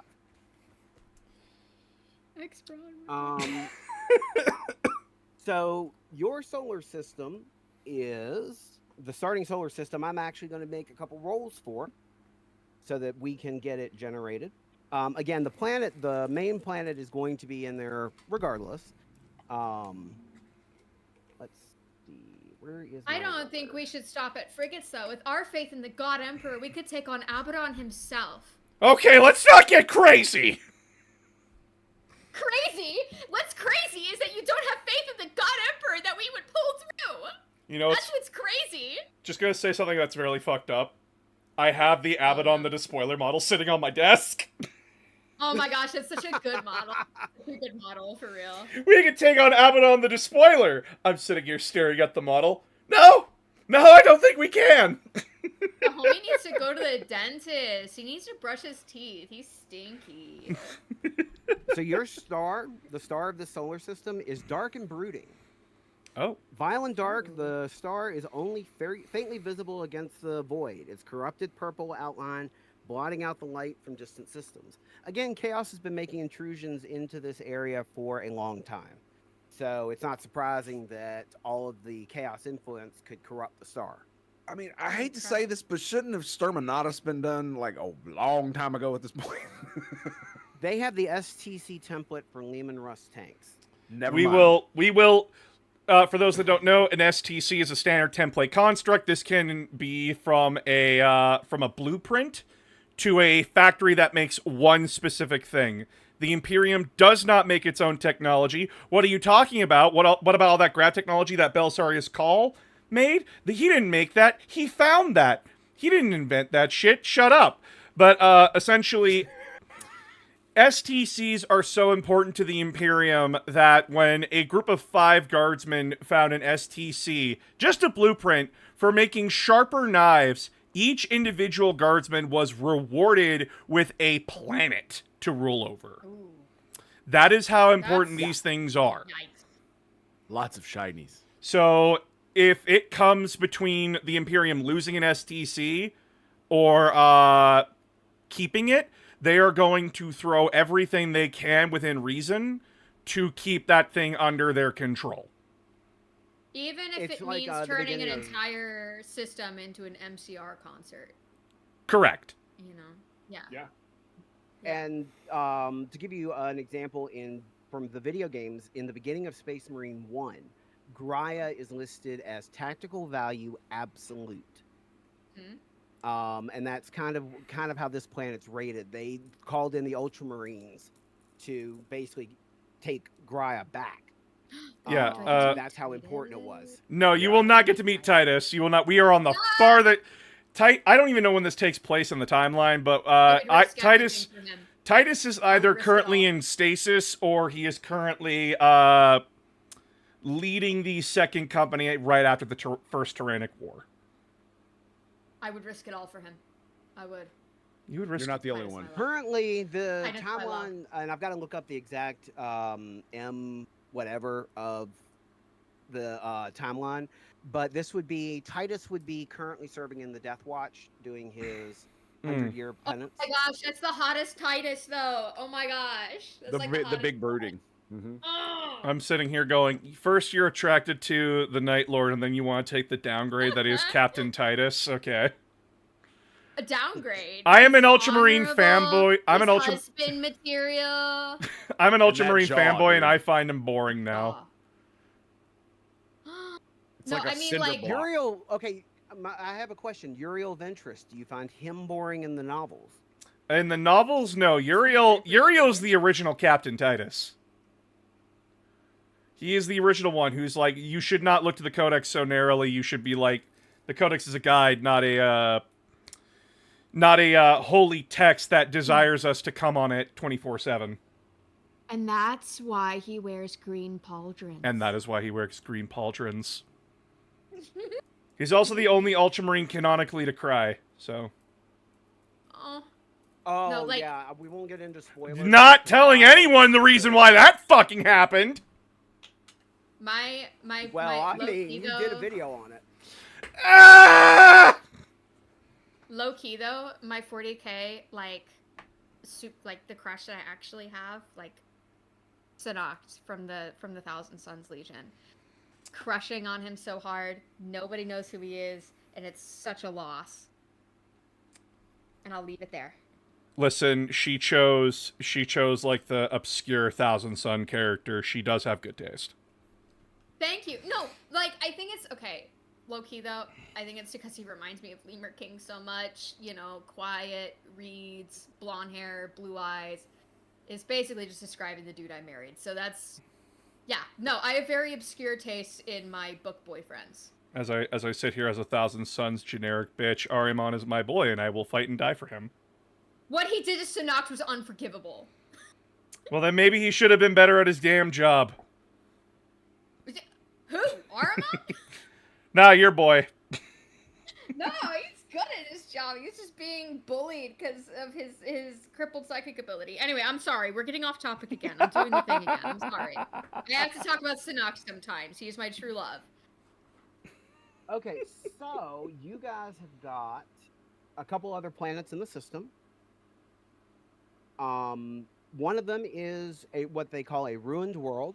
So this one may have had Exterminatus done on it in the far past. Records of what happened to the planet don't really exist very well, but there was definitely Imperial sites on the planet. Then we've got a asteroid field that has various habitats and mining operations out there. Those are primarily run by the Mechanicus because we're talking higher tech technology that you need to process asteroids and things along those lines. And then the last thing that you have is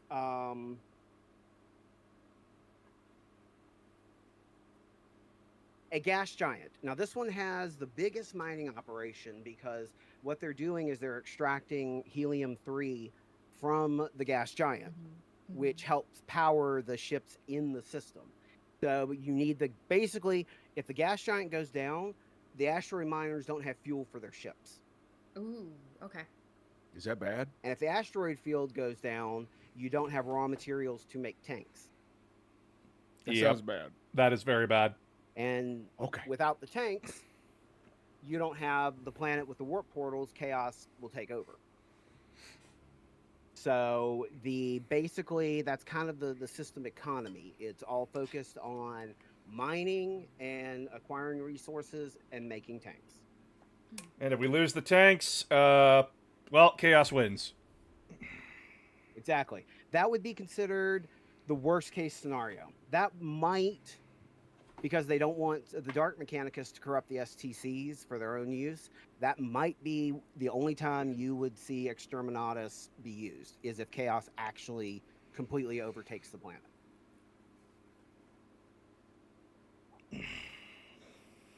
Did you say something, announcer? I think you were muted. No, I'm good. Don't worry. Your the mouth on your character was moving. So Yeah, no, I thought that happens sometimes when like I'm doing like if I'm like scratching my nose or something, and my hand gets in the way, my character's mouth opens. Gotcha. All right. So, for the inhabitants of your system, don't ever have. If I can warn you guys, just one personal thing: don't ever have a stroke because it makes life a lot more difficult. Oh. So Fuck, I you just had have 5. Actually, they haven't figured out how many I've had yet, but Oh no. Oh, it's man. more than one. Yeah. Like some very Flammable minor blood thinners. ones, and then maybe. Oh yeah. Is it like the some of them were like super minor, and then others were. Yeah, they call them TIAs, or the basically transient ischemic something. Oof. They're Yeah. like a stroke, but the blood clot disappears. Yeah, I think I've heard of those. And you won't get like the major symptoms, I don't think. It's just like some of the more minor ones or something.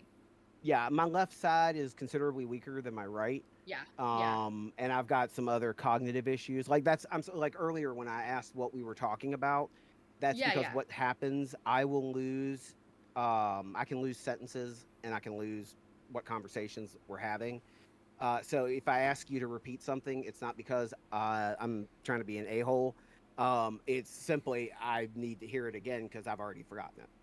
Oh no, sometimes like in class I have ADHD, and so like when I was in uni, I would be like, I'd raise my hand and they're like, yes, and I'm like, okay, can you explain that again, because I think I zoned out. And like a lot of the professors that knew me just started laughing, like, okay, we could do that. Now, the empire that controls the solar system. One thing a lot of people don't realize is in 40K, a lot of times planets are given autonomy to run their planets the way that they want, but but they're still required to give to the imperial tithe. So that may be troops, or in the case of this place, tanks. Give me my money, bitch. And if they don't, And psychers. if they do not, And psychers, yep. if they do not meet the tithe, bad things happen. Yeah. Yes. If the Imperium remembers to do so.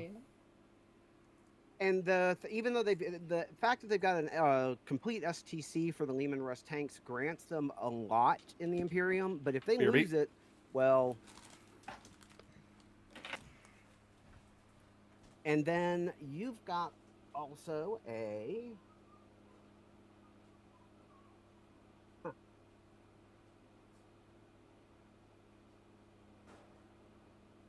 There is a ship graveyard located in your system. So that means if Eddie wanted to maybe acquire some better weapons, or even if you just want to see if there's anything salvageable out there that you can sell, you've got a ship graveyard that you can kind of go through and plunder. I love plundering.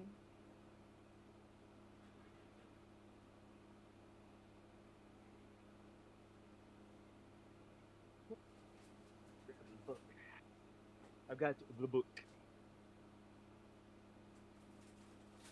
So, get to where I need to be. We're not constructing a starship because we've already done it. There will actually be, I'm planning at least a couple starship battles. Oh, Can I come back to my chat roasting Arimon? What the fuck?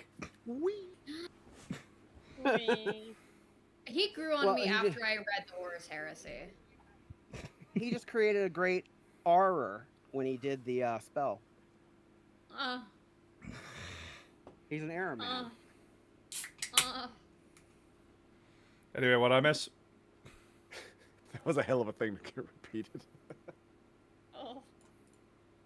Yeah, he just created a great aura when he did it, when he did his spell. That's why he's named Ari Man. R. Wow. I know, I am unique. Wow. Okay, so, and again, the system that we're playing under with Fantasy Flight is a D100 system. Yep. You should see in the dice roller for each person the ability to roll a D6, a D10, a D100, and a D20. Yes, indeed. Below that, we'll have your roll history.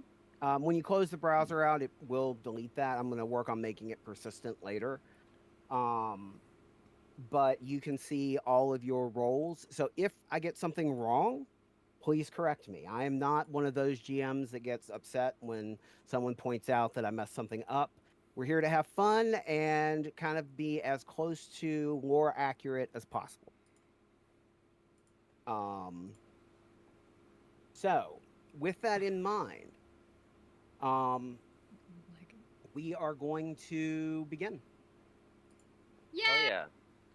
Wag, wag, wag, wag, wag, wag, But wag, wag. before we begin, I would like to take a quick 5-minute break because we've been at this for a couple hours now, and everybody needs to stand up, stretch, get some water if you need it, do a bathroom trip if you need it, and we're gonna reconvene and actually start in 5 minutes. And if you Alright, want to ask cool. any questions, let me know.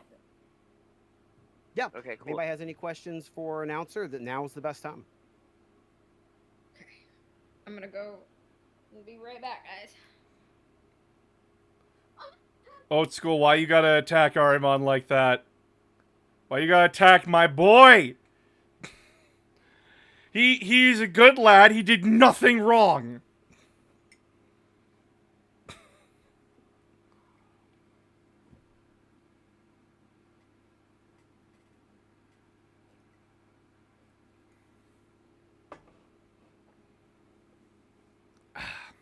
Yes, just like his dad.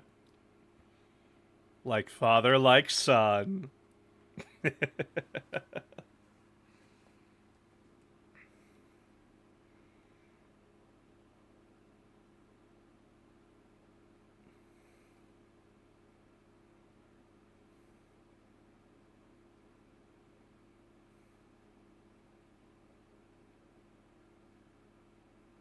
Sorry, I'm gonna be right back too.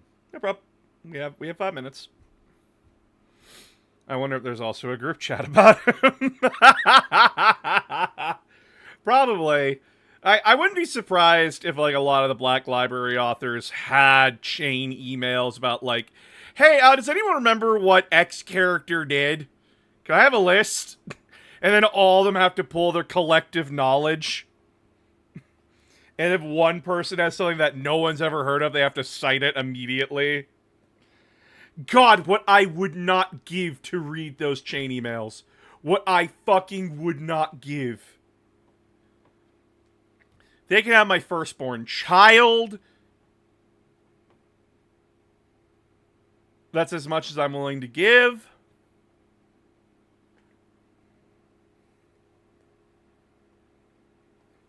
At least he's not as bad as the Iron Warriors. I like the Iron Warriors until Uriel Ventress encountered them. And that's all I'm going to say. Oh, that's like a specific warband. They're not the Iron... Like, the Iron... That's the thing, is that the Iron Warriors themselves are a wide, varied group of warbands now. The Legion Iron Warriors are very much different than the modern-day Warhammer 40k Iron Warriors. And Hauntsu's group specifically is very different from Iron Warriors. They are Iron Warriors, but they're more of the, they're more of the side that is willing to give a shit. I forget what author this is, but she's a former trauma ward nurse, and apparently there's like a massive group chat of all the other Black Library authors asking, so what happens to a body if this happens? What? Oh, That's so... actually funny. So... the Black Library authors, so like Dan Abnett, Aaron Dembski-Bowden, Graham McNeil, all of them, they, Aaron Dembski-Bowden confirmed that they do chain emails, right? Okay. And this was in response of, like, Magnus did nothing wrong, and Aaron Dembski-Bowden responded to that post saying, it's actually funny because we have to keep an active list of all the things he did wrong. I have to email other people and ask, hey, what did this character do that was so wrong? And then all the other authors respond with, like, fucking lists. My thing is Magnus's fall was much more nuanced than was he right or wrong. If you're saying was he right or wrong, you're missing the fucking point. Oh, no, he is very much definitely in the wrong. It's just what magnitude of it is. He is very much... He's wrong because he was ignorant on what was going on. And his arrogance to not understand the consequences of fucking with something he doesn't fully understand. Even though he claims that he does. Listen, everybody, I am a Thousand Sons fanboy. I will fight and die for my dusty boys. But when someone says, like, yeah, well, Magnus fucked up, I am Magnus's #1 critic. I will fuck his tiny butt with criticism after criticism. My thing is, like, I went on a whole rant the other day about it, so I'm not going to do it again, but the basic gist of it was, you know, like, I feel like the only reason why we asked this question is because it didn't work. His attempt didn't work. If it worked, we have plenty of examples of Primarchs breaking the rules. If it works, nobody cares, but it's because it didn't work. It's also specifically how much it fucked up. Like, the entire... To be very blunt and clear, the entire point of Magnus's fuck up is to give a reason as to why the Emperor does not shit stomp Horus early on in the war. But in the greater context, it is such a bad fuck up that Angron and Conrad Kurz could not conceive how much of a bad fuck up this was. Yeah. Yeah. I mean, my thing is also, like, you know, you're in an Imperium that openly... I mean, the Emperor doesn't like Psychers, right? You're in an Imperium that openly dislikes them. And that, you know, as someone, you know, like, if you're thinking about it from the perspective of Magnus, who actually did think about his Marines more along the lines of sons, right? You know, an Imperium that's hostile to them, right? And an Emperor that's hostile to them is now sanctioning them, or, you know, like, you know, whatever, you know, like, controlling, and sort of condemning them, right? Whether or not he was justified for that, right? We can, you know, I don't really care. But from Magnus's perspective, their position is dangerous now. And if you think about it, what father wouldn't want to ensure a future for his sons that is not actively hostile to them, right? So if he can pull this off, right, then, you know, maybe Psychers and their way of life can be preserved, and it won't be under constant threat. How much can I spoil here? I mean, if it's general 40k lore, and not, we'll say not plot specific to a book, if you give a warning, and just what I'll do is it's the Emperor's plan. It is the Emperor's plan for the Primarchs. We know it now, and it's not pretty. Oh, when did did that come out with the new anthology? No, this was the in fact, the Terminus decree has been yeah, there's a lot of stuff. So it's in the Siege of Terra series, which is the finale of the Horus Heresy, basically. Yeah. Am I okay to say it? Go for it. The Emperor was planning to kill all the Primarchs and all the legions, regardless if they went traitor or not. That's crazy work. Yeah. I have heard that. I've heard that there's still some speculation, but maybe they've actually confirmed it now. Yeah, pretty much. Like, pretty much Trajan Valoris, the Captain General of the Custodes, confirmed it. He's basically just like, yeah, no, our plan was to fucking slaughter them. Like the animals they were. In fact, Trajan Valoris confirms that he himself did not like the Primarch project and thought the Emperor should not have done it. Well, I guess he was right. But, like, yeah, I mean, you take, 20 minor warp entities and you set them loose on the galaxy as teenagers? They're not even warp entities.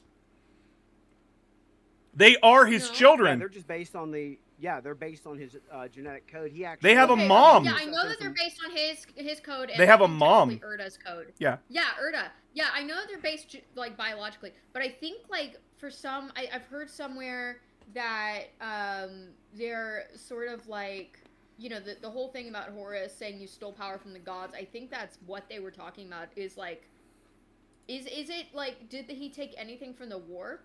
Because I've heard that in LoreTube all over the place. So, the Emperor stole from the Chaos Gods twice. The first time was that he made a deal with them and that's how we got the Primarchs, the Space Marines, the Thunder Warriors. That's how we got all that. That's like Space Marines are science and magic. The second time was that on the planet Moloch with Lionel Johnson, Roboot Gulliman, Fulgrim, and Horus present. He entered a warp portal, did something in there, came out visibly aged, but way more powerful. Okay, so do we know what deal he made for the Primarchs? Was it to make them, like... We don't know make them Deliver, I think, to the warp. What was it? To deliver, well, the galaxy to the warp. Yeah, that was his end that he was supposed to hold up, and then he said, psych, but, like, you know, like, before that, I think, like, it was to make the Primarchs or something like that. There's a secret to make them. And that's, I think, maybe where people are getting at their minor warp entities. It comes from a lot of, like, old Warhammer stuff about, like, what the fuck even are they? And a lot of people, and this is also back in, like, the day of, like, what the hell even are the Primarchs? Because if you read, like, Horus Heresy book run... third edition... Because in, like... Yeah, I was about to say, it wasn't until third edition that they actually kind of codified what the Space Marines were and what the Primarchs were. Yeah, and even if you read, like, Horus Rising, you can tell, like, the massive difference of, like, 2006, what a Primarch is, to, like, 2010, what a Primarch is. Yeah, I mean, like, back then they were so much more, like... I mean, it was before the Chaos debuff. You know, good guy Horus is best Horus. You know, and then after that, they're just Saturday morning cartoon villains. It's not just that, it's physically, like, Horus was barely taller than maybe an Astartes.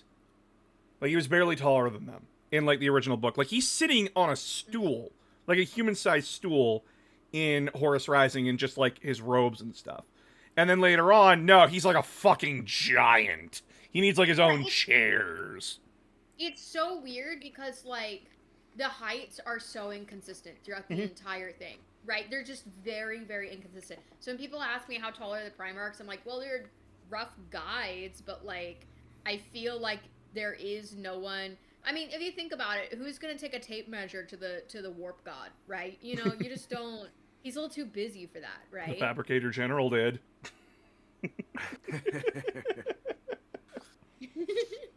But, yeah, like... Some people do actually have balls of steel. The Primarchs are not warp entities of themselves. They are they are somewhat created by the warp, but so are Space Marines. Okay. Yeah, it's like, I believe it was knowledge that was the key to unlock the Space Marines. That required warp fuckery to get. Not actually creating warp fuckery things.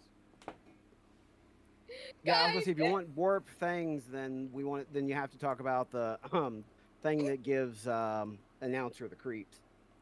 Oh my god. Okay. So little spoilers for TikTok I'm gonna make. So I'm doing, my sister's not a 40K person. And so I'm having her rank people from Warhammer based on whether or not she'd let them take care of her dog. Right? Oh god. Nice. One of the ones I sent her, there's a couple of my favorites. One of them is Erebus, and she said 7 out of 10. He looks nice because he has a soft smile. He also looks like one of those big dudes that melt when they see dogs. Ah! She said the Emperor, 0 out of 10, looks like a bro. Okay, agreed. Not wrong. The Erebus one, she's not a 40K fan. I understand. I get it. Yeah, but I'm exactly. sitting here. This is where it's like, there's someone with tangential knowledge of Warhammer. It's like, oh, it's a Space Marine. Like, I don't think they take good care of a dog. She And knows then there's nothing me. about it. And then there's me, who's so deeply invested in the fluff that it physically hurts me that he's still alive. And the authors know it hurts me personally, and so they write every conceivable notion that for him to live. I sent her a picture of Gadriel from Space Marine 2, which is, I'd have to talk to this guy first. Maybe he's actually really nice, but he looks like he has something up his butt. I mean, she's not wrong. No, she did. It's a power sword. He just pulls it out and Oh my prison god. pocket. Dude, she said yes. for Black Talon from Age of Sigmar, 6 out of 10. Maybe reminds me of Ryzan from Akatar. So. Someone find my Erebus video. Someone find my Erebus TikTok video. Post it in the chat so Amethyst can send it to her sister. God, I just got the image of all them ready. So Oh, did you show them Lucius? God! Lucius? I did not show Lucius before or after Lairblade. Do before. It's funny if you do before. It is funny when you do. He's such a baby. Oh my god. He's such a little. Like, Lucius is great. Don't get me wrong. He makes me laugh. He makes me giggle. But, like, he's such an annoying cousin. You know, fight me. Synapse, You have not. beat me. I bet you can't beat me. You have not lived. You have not lived until you've heard Salt Tarvitz do like the fucking smarmy voice of. Well, you see, Eidolon. Oh, dude, like, wait. Was that in, like, an Emperor's Children novel? Or That was in from Horus one of the Rising before? when they're on the planet Okay, Murder. I have to go back and reread that because It is. I think I barely remember what you're talking about. I vaguely remember it, yeah. Basically, Lucius kisses Eidolon's ass because he's trying to become an officer of the Legion. Yes. And he throws Tarvitz under the fucking bus and it gets both of them in trouble. And So mean. Lucius is like, wait, why are you mad at me? And he just fucking turns around, does like the me voice back at him about like the specific words he used, and then turns around and keeps walking. Oh, guys, you'll love these. You'll love these. Magnus is 6 out of 10. Looks like he's pouting and might not like their shenanigans. And then I sent her Trazen, 0 out of 10. What even is that? A robot roly-poly? How fucking dare you!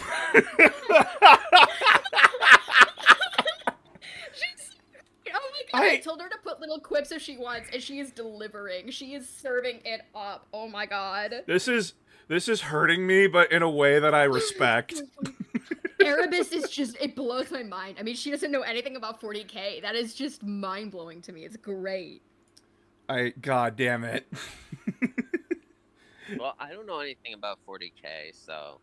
Don't worry You're about just it. absorbing all this. It's just once if you start want getting into it, you're gonna belly laugh. if you want me to go, if you ever want to learn about Erebus, that will take up a whole stream. I fucking hate this man. Like Lex Luthor. He is my Superman to my Lex Luthor. That is how much I passionately hate this man. Why do you hate him so much? Here it comes. Oh. All right, allow me to start this. Allow me to start this off. Let's just get this out of the way because I know we have to get back on track here right away. But all right. So Erebus' story starts on the world of Colchis, where, and I quote, he is plucking the legs off of small poisonous creatures because he finds a thrill and rush of it. He is constantly bedridden from being poisoned. So one day his parents say, well, small child, why can't you be like that good little boy Erebus over there? He's going to become a priest. And so this small little fuck thinks about it for a minute and goes, wait a second, the priests on this planet are fat, debaucherous pieces of shit that get all the bitches. I bet. So in the middle of the night, this kid sneaks into Erebus's house, into his room, kills him, carves off his face, and then proceeds to put it on and then walk into the desert. I thought he just put tattoos on his face. No, he cuts the kid's face off and tattoo. everything. Okay, he pulls the kid's face off? Yeah, he's wearing... I did not hear that. Okay. He's wearing that poor fuck's face. Wait, but then he has to grow into it? Does he have to grow out of it? Does he... But then he said, like... No, I thought he just did the tattoos because at first he, like, put them on with henna, and then he'd have to put them on every single day.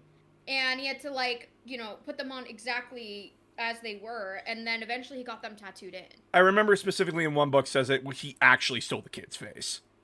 Okay, that might have been a temporary measure. It might have been temporary. Temporary setback. Temporary. But, so then he proceeds to walk out into the fucking desert, goes to the capital, becomes a priest. By the way, doesn't even believe in the religion. He walks the walk, talks the talk. This motherfucker gives Starscream a run for his money with how silver this tongue is. And then only starts... he only starts believing in it after he witnesses a chaos ritual succeed and watches a demon eat someone else and goes, okay, I want in. Yep. This man And single-handedly... then he sees like Lorgar and the Emperor and gets fucking giddy. This man single-handedly caused 80% of the Imperium's problems, and all he had to do was talk his way into it. And he keeps winning! Listen, the hate boner I have for this man would make anyone jealous. And by the way, this is just the start of his story. It gets worse. Oh, it gets worse. Oh yeah. Oh yeah, so much worse. So much worse. But I mean, It continues to spiral out of control into an unfathomable depth of nothingness. Essentially, to explain him, he personally believes the universe cannot move if he is not in the center of it. Yeah, I'd say that makes sense. Really? That is his entire character. If you fall in love with that, good on you. He is written so you fucking despise him. Oh my god, I want some. But yeah, he is like one of those guys that's like, yeah, you can hate me. It's okay. I know I'm a little piece of shit. He knows you hate him. He knows you hate him. He revels in it. Gets off on it. He fucking gets off on it.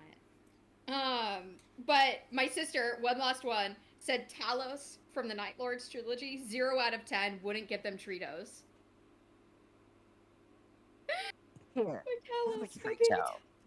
She needs to make sure that the people babysitting her dogs get them Tritos. I mean, she's not wrong. She said Lehman Russ is a 0 out of 10. Here, have a Trito. She said Lehman Russ is a 0 out of 10 because he would try to teach the dogs to be canine units. But she doesn't want that. Not wrong. I mean, that's more accurate. Yeah, that's pretty accurate. Not wrong. That's. I mean, but he'll still treat them well, right? Oh, he'll treat them well. He will love on them. He will give them everything, but he will train them to kill. Of course. He will. Yeah, exactly. That's actually shockingly accurate. Like, I don't know how she got that, but that is shockingly accurate. To show her Rogel Dorn. Rogel Dorn? Oh my gosh. The embodiment of take care of my dogs, he will do it. Yeah. No, Yes. I'm gonna probably post this to TikTok, and if it pops off, I'll do more characters, because people will probably ask for more Hell yeah. characters in the comments, so I had we'll to see. abandon TikTok a long time ago. Oh man, what happened? Oh, I got sick of them being fucking...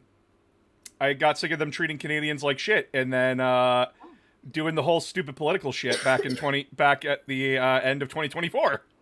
Whoa, I didn't know they were like hands in Canadian politics. That's odd. No, they don't pay Canadians at all. They don't pay? Yeah, They don't pay. They don't pay me at all. Creator program.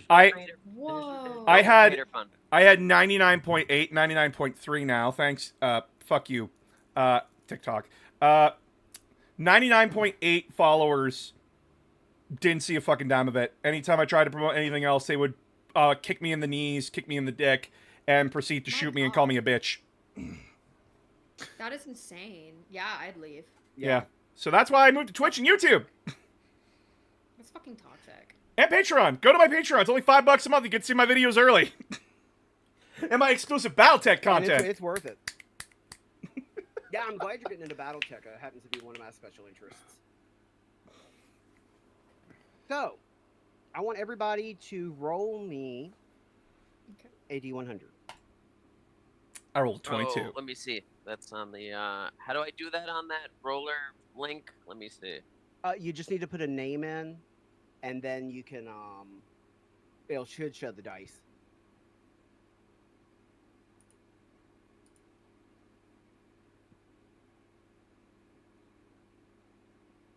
And then you said a D100. Okay, D100. 88. Okay, Tango, what'd you get? 42. Okay.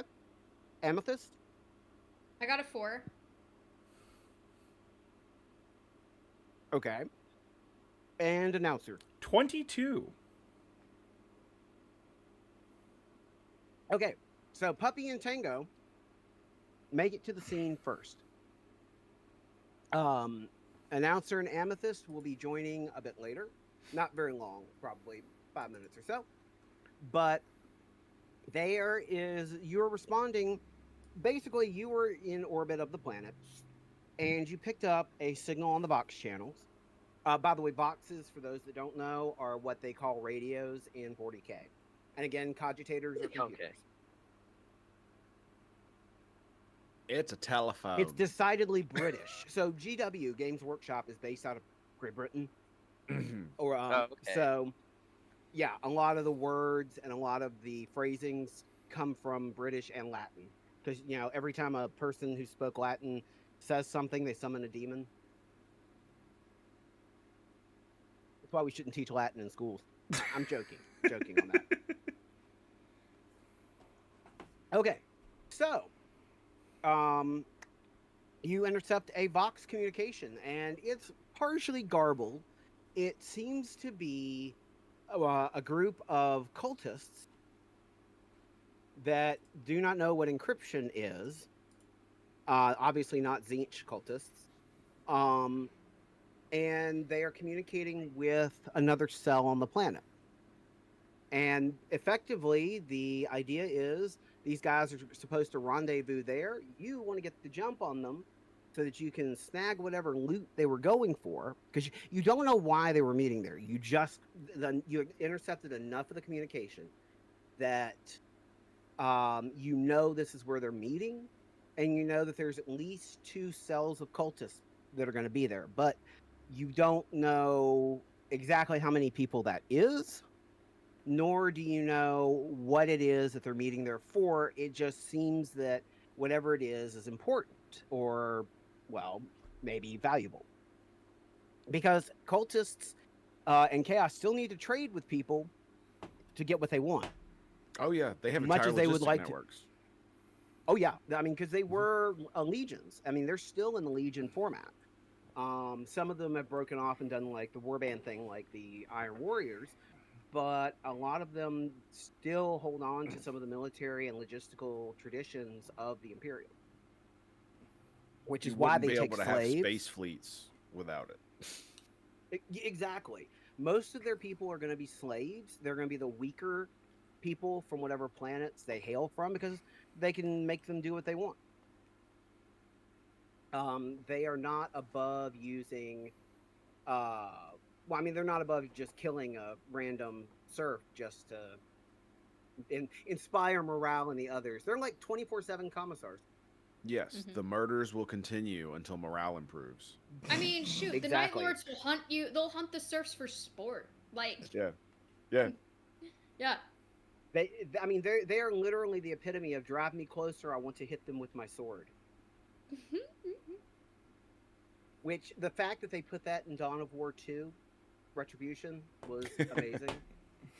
Okay, so where are we? Are we on the ship? So you are actually, you two, Puppy and you are going to be dropping onto the planet in basically fun, a Eddie. modified drop pod. Oh, sweet. That's cool. I may have. Are you missed ready it. for a ride? Yeah. Do we know the faction, the Chaos Marine faction? I think I may have missed it. Well, it's not Tzeentch because they don't know what encryption is. Generic Chaos Right. Warband is generic. Okay, Yeah, got you. It's just. We don't know yet. It, Yeah. may, It could be may Black come out that Legion. they have an allegiance. Yeah. Could be Sons of the Dragon. Could be the Purge. Could be the You said Sons they're of Excess. cultists?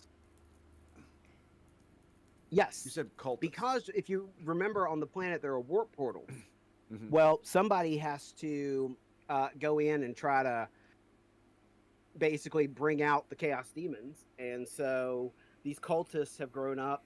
They're kind of the opposite of the standard religion on the planet, where, you know, the warp portals are evil. They're portals to the damned. You know, stay away from them unless you're shooting at I them. like your funny words, Magic Man. So, but there are people that have traveled through the warp portals, that have snuck in and gone through them and come back, and these are the ones that have done that, kind of form the cultist cells. Mm-hmm. So they're like, oh look, we've been through the portal, we've seen how strong chaos is. These guys are deserving of worship, and we need to bring them through because they'll actually kill all the people that we don't like. Mm-hmm. So yeah, they've kind of grown up being the anti-cult, the anti-imperium religion. And that, of course, makes them, evil in the eyes of pretty much everybody.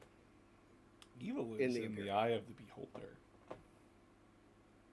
We don't have any There's beholders a in this one, beholder. though. I mean, if your religion involves murder fuck gangs, I'm pretty sure that we could just say that's pretty evil. Listen, I've met Just roll plenty with of that. Imperials that have murder fuck gangs.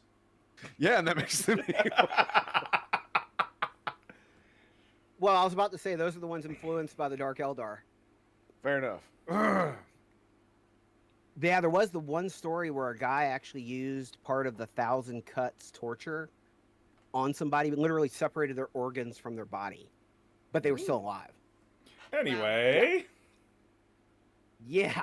Sounds like So it these are the burns. kind of cultists that we are talking about. They are not good and shoot on sight. My flamer finger's itching.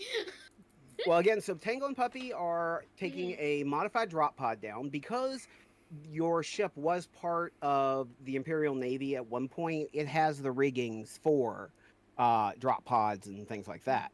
So this one, however, is modified to fit and comfort standard humans. It's not the same as the one the Space Marines would travel down in. It's still not a pleasant ride.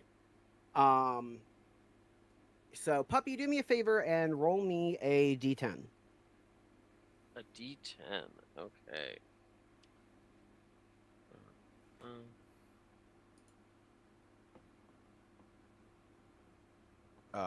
Hang on, I need. D10 says 3. Okay, so you vomit uncontrollably due to the G-forces, Nice. the shaking, and Nice. the fact that you feel like you're going to die in this spacecraft. So unfortunately, you'll take if you have to do any social skills for the next until you get a chance to get new Wait, what? clothes, you'll take a disadvantage to them. Oh, fuck. Okay. Sorry about that, children. Disadvantage on disadvantage on social things because throw up on clothes. Yeah, you are going to be seen as probably a weakling or a coward. Now you're not. You know that. But a lot of the people around you are going to see somebody. Oh, man, Say you what? got oil on his I robes. just get motion sick. He just gets motion sick, poor guy. I understand. I got some Bonnie for you. Maybe I should pack Bonnie in my kits. Listen, you and I are Next traveling time. down in style, okay? I got a Valkyrie, it's fine. It was a fun I was about ride, to say Eddie's going to be taking probably the gunship with Yeah. Amethyst. Yeah. Because he's right. He actually, as a rogue trader, probably has several of the Thunderhawks. Listen, Ed and Double D will be fine. They're taking one of the best pods that I could get for cheap.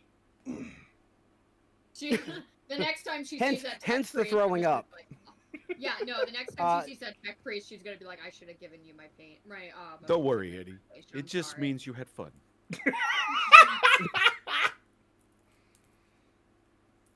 Wow. So, Ed, I want you to do me a favor and roll me a d10 as well. I rolled a 1.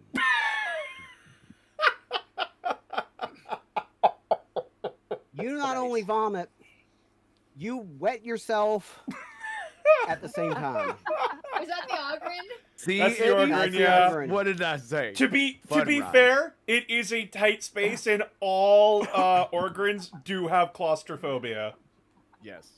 Oh, Yeah. baby. They are big ass teddy bears, basically. No, little As long as you're nice to them, anyway. They have to trick whole squads to get in chimeras with a single guardsman they're friends with.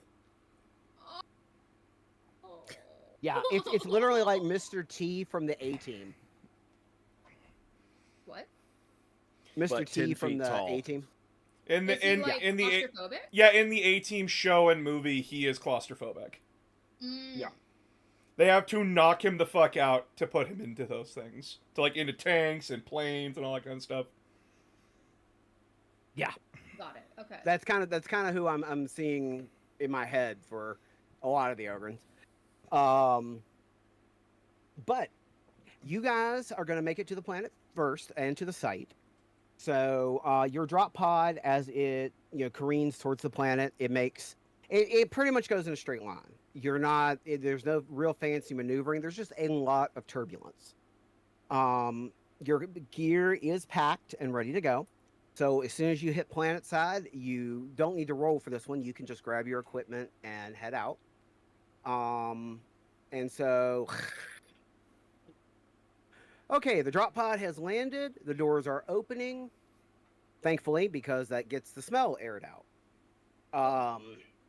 Eddie might be a little upset at the stains on the upholstery. So, as you two step out of the drop pod with your equipment and a towel, I don't know where you got the towel, but you always need one in emergencies. Old pre-imperial text. So, You the only book I guys read. ate that reference. yeah, the others you ate, right? Yes. They were delicious. Yum. Ed got mad. I don't know why. They were so good.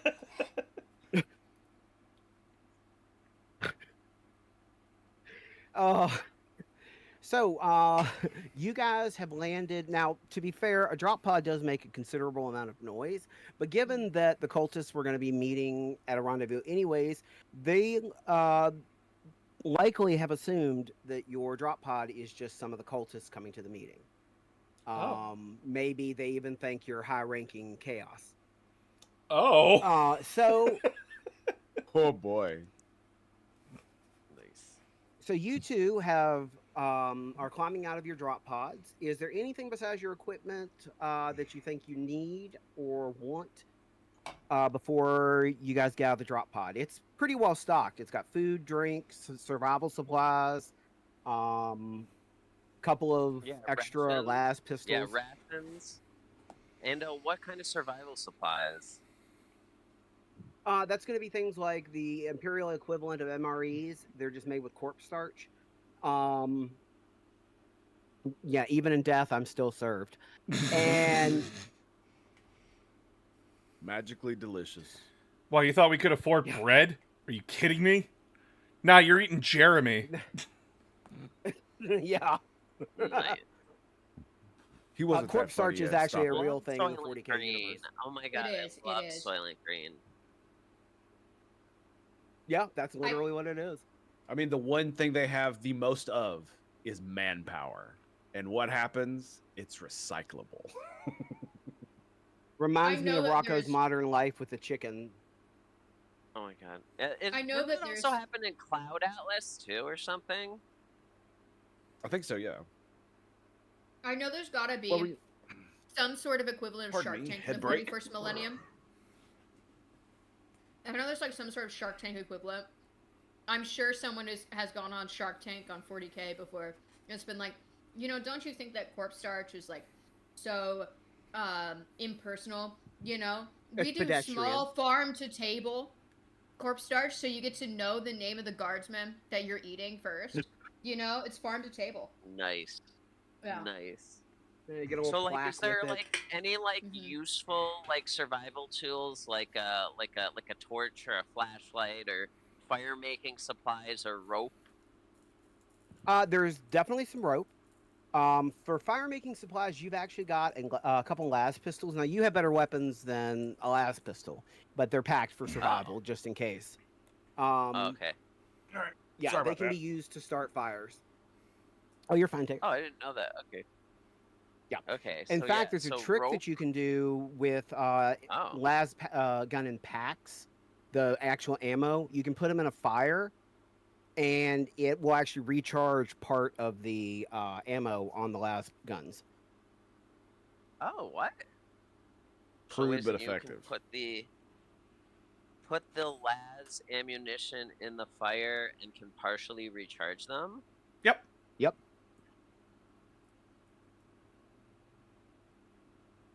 Which, if you're one of the Okay, so I'm ones gonna stuck on the take planet, Yeah, I'm gonna bring with me the rope. okay. Tango, is there anything you want to grab from the survival supplies? I want all the food I can carry. That makes sense. You probably burn a lot of calories just by moving. So Yes, you take I needed. the 4 containers of corpse starch and Sounds a great. pack of crackers. Oh yes. Yeah, dippable Oh, so I don't corpse even starch. get one. I don't even get one ration. You're If you you're a want one, you tech can have priest. one. You are trying to actively replace all of your fleshy components with as much metal as possible. Don't worry, Eddie. I'll share. Oh, so I don't even need rations. You still need them Not because you're necessarily, still you will get human. nutrients fluid. You Wait, still say need again? you Speak still slower. need you still need nutrients because you're still human, but you are actively trying to replace all the flesh. Because the flesh Even is if weak. your footsteps go click clack, you still need food, Eddie. Okay, so can I have at have least one. one rations then? Sure. Yeah, he said he'll share. Yeah, I'll share with you, Eddie. No problem. Yeah. Right. So D and Double D, you guys are now exiting the drop pod, and you're going to be heading towards the cultist meeting point. One of the things you note about the area that you're in, do me a favor and roll me a D10 each of you, and you get a modifier that is equal to your perception stat. So, so like Hold if on, you have a you said a 38 in D10? perception, you get a +3. Hold on. You said D10? D10. Yep. Okay, you got let me a- go you back got a to 4, the Tango? roller. No, I rolled. D10. Oh, I rolled a 3 again. Uh-oh. Yeah, I rolled a 3 as well, and my bonus is a 2. But I also Okay. have the awareness skill. So in that case, that adds the way I do it, that adds a +5 to your modifier, because not everybody has it, so it's kind of unique when you do. So you notice that because it bumps you up to a 10. You actually notice that the area that you're in appears to be part of an industrial complex that's not related to the making of the tanks. Now that Puppy being, being Mechanicus, you have logic. So Ed, Single D, do you tell Puppy what you've seen? Does it look like they make tanks here? Isn't that weird? I thought they just made tanks here. Really? I am so confused. So Puppy, Oh. knowing that and using logic, that gets you up to a 7. Oh, it does? So what you notice is that not only do they not make tanks here, it seems to be of a different design than standard Imperial industrial areas. As a Mechanicus person, you'd be very familiar with the basic technology of the Imperium. And you note that this is it's human made, but it's not of Imperial make. Oh, really?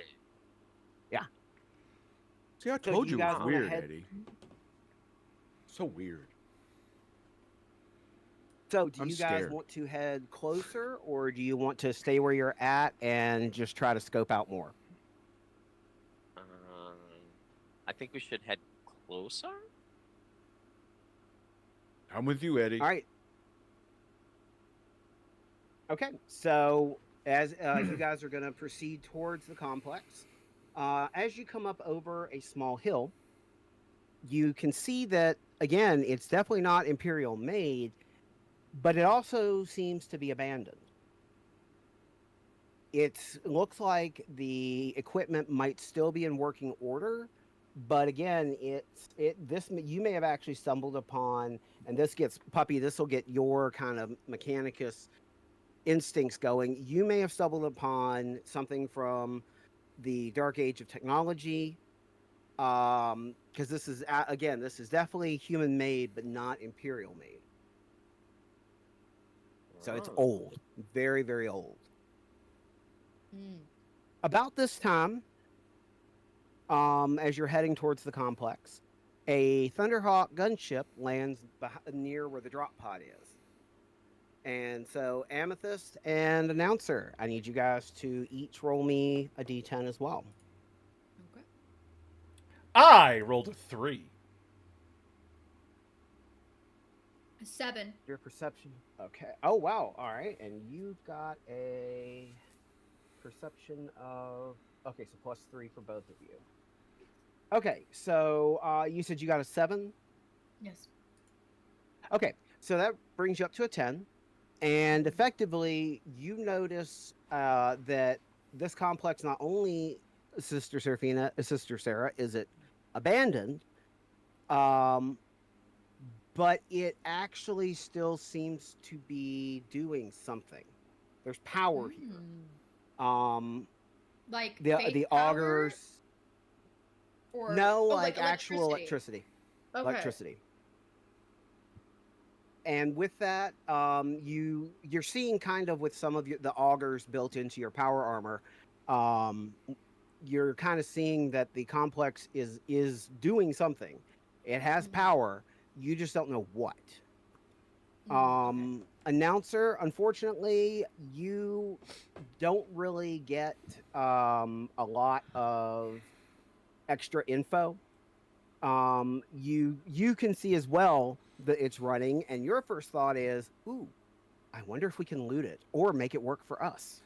Listen, all I'm saying is that so long as it doesn't have tentacles on it, we can use that metal. Just saying. So, you guys, are you going to try to rendezvous, or are you guys going to try to each group take a different entry point into the complex? I feel like taking a different point, splitting the party, and that's usually a terrible idea. Yeah, Are we shouldn't together split the right now? party. Did we already meet up? You're going to be rendezvousing in just a second.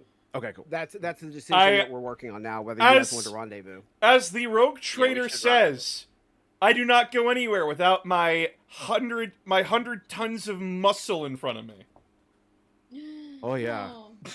Can't go anywhere without Ed. Exactly. I would like to regroup with my squad. I mean, obviously Ed would be like, yes, we should go with Rogue Trader. We should go get him. So in that case, you guys are going to rendezvous. You communicate over Vox, and you let each group know where you're at, so that you can rendezvous kind of in the middle. This appears to be the rendezvous point you've chosen appears to be a back entrance into the facility. It's not the front entrance. Because even Single D knows you don't just walk in the front door. You kick in the front door and then walk in. Well, most of the time I just go through the side because the walls are thin and tiny made for little humies like you. Don't think you're going to be able to do that here, D. But it's so fun, Ed. I know. But, hey, Double D, you got any, think you could hack your way into the door if we need to?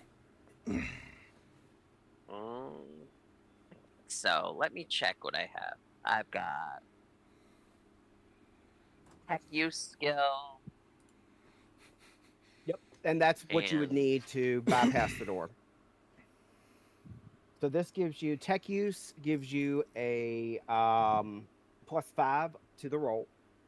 So what you're going to do is you're going to roll a D100, because this one's a much more complicated challenge. You're going to roll a D100, and let me know what you got. I mean, if it fails, I got a 93. giant hammer. You Could said always try 93? Mm. Did you Sorry say about that. 93, puppy? Oh, you're fine. Yes, 93. Oh, so you hit a 98 basically. And Oh Ed shit! What? starts Ed starts watching your back as you are attempting to hack into the door. And you've got Announcer and Amethyst cheering you on. Woot woot. Your door, it takes you a couple of minutes because the technology is unfamiliar to you. As a Mechanicus person, this is surprising. Again, you should be seeing Imperial technology, and you're seeing stuff that doesn't make any sense, but it does. It's not coded the way the Mechanicus would do something. So it predates the Cult of Mars, or at least this complex does.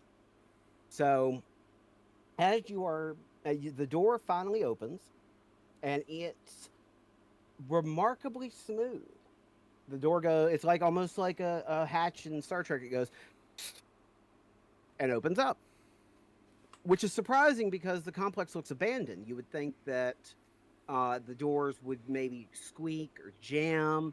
There'd be old components no longer functioning, but the complex seems to still be operational in a way that kind of baffles you, puppy. Because Sorry, again, I you lagged should. out there for like 2 minutes. I don't know why. So that it disconnected me and then reconnected me.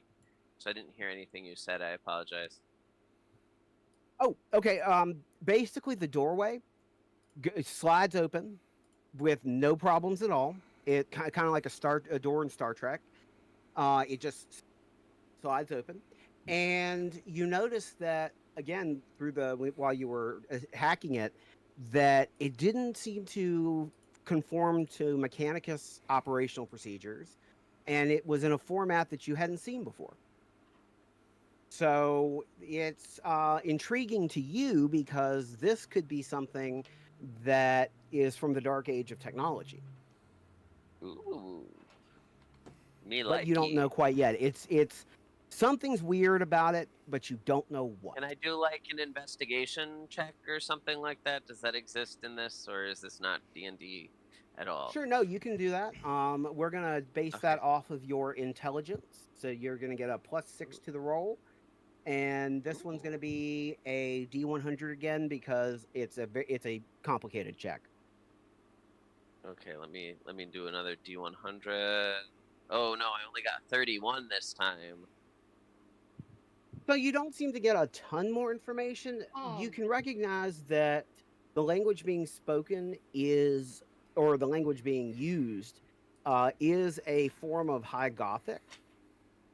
But other than that, you don't get any other real information from it. It's so strange that you just don't recognize what you're seeing.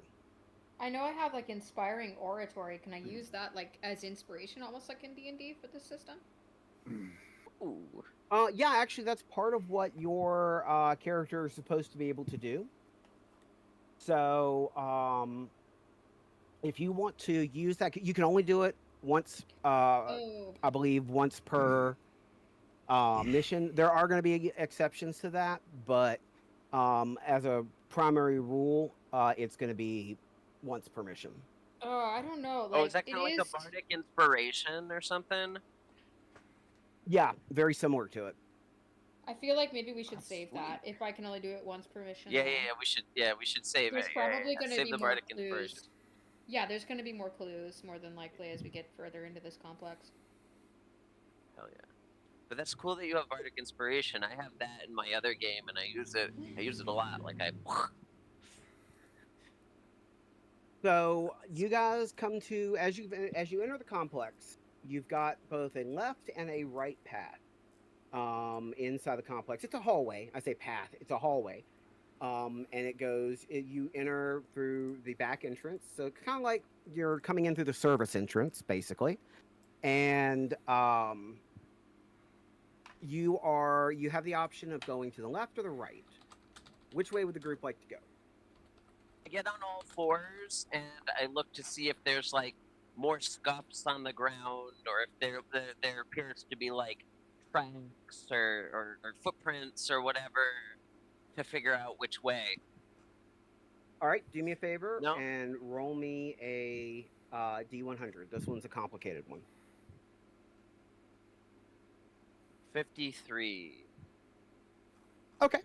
And you've got logic, which helps because you can use that to take the clues that you find and try to logic your way to where you should go.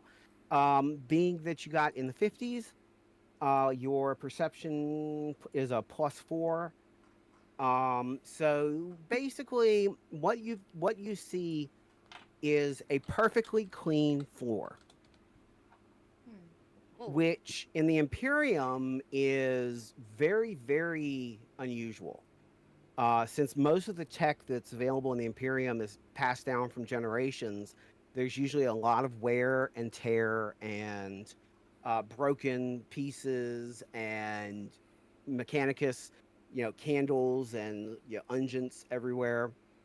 But this is a perfectly clean floor. Single D. Huh. Do me a favor and roll a D10. The sacred Roomba of the Omnissiah is hard at work here. It has a chaos little weird, googly eyes. It's starting to freak me out. I got an 8. Okay, so you have this real ball of unease in your stomach. You know something about this place is weird and wrong, but you don't know what. Eddie, man, this place is freaking me out. What are we doing? Why are we here? Freaking me out, man. Faith mutant. Just take a breath there. How clean the floor is. I've never seen something like this. And that would actually be true. That What- would what- likely be very true. What kind of demon could do this? Well, that would probably Corn, No, Corn because he's combating the dirt. No, Corn would not keep it. No, this that was clean. in character. I'm saying that to you guys. Okay. Yes. I I am an ogren. I am playing an ogren. This is how this works. Is there any Right. way for my cybernetic eye to see anything that I can't? Good catch on that. Nice. The answer is yes. Your cybernetic eye is seeing the wiring in the walls, the wiring in the floors. You're able to basically, it's not X-ray vision per se. It layers over top of it a grid of what you would be seeing if the wall wasn't there. So you notice the flow of electricity seems to be coming from the right and is traveling towards the left. So you're actually seeing pulses of electricity as it's coming through. You can also see the data lines, and while you can't read the data packets, the eye is just not attuned for that. You can see that there's data packets being sent over the wired network in the building. There's and that also appears to be coming from the right, but in more of a diagonal way. It's not a straight right turn. But the left-hand side seems to be, or the left part of the hall seems to be where the electricity and data packets are going the most. All right. So, yeah. So you guys have a choice. Do you want to follow where the data and electricity is leading to where it came from, or where it's going?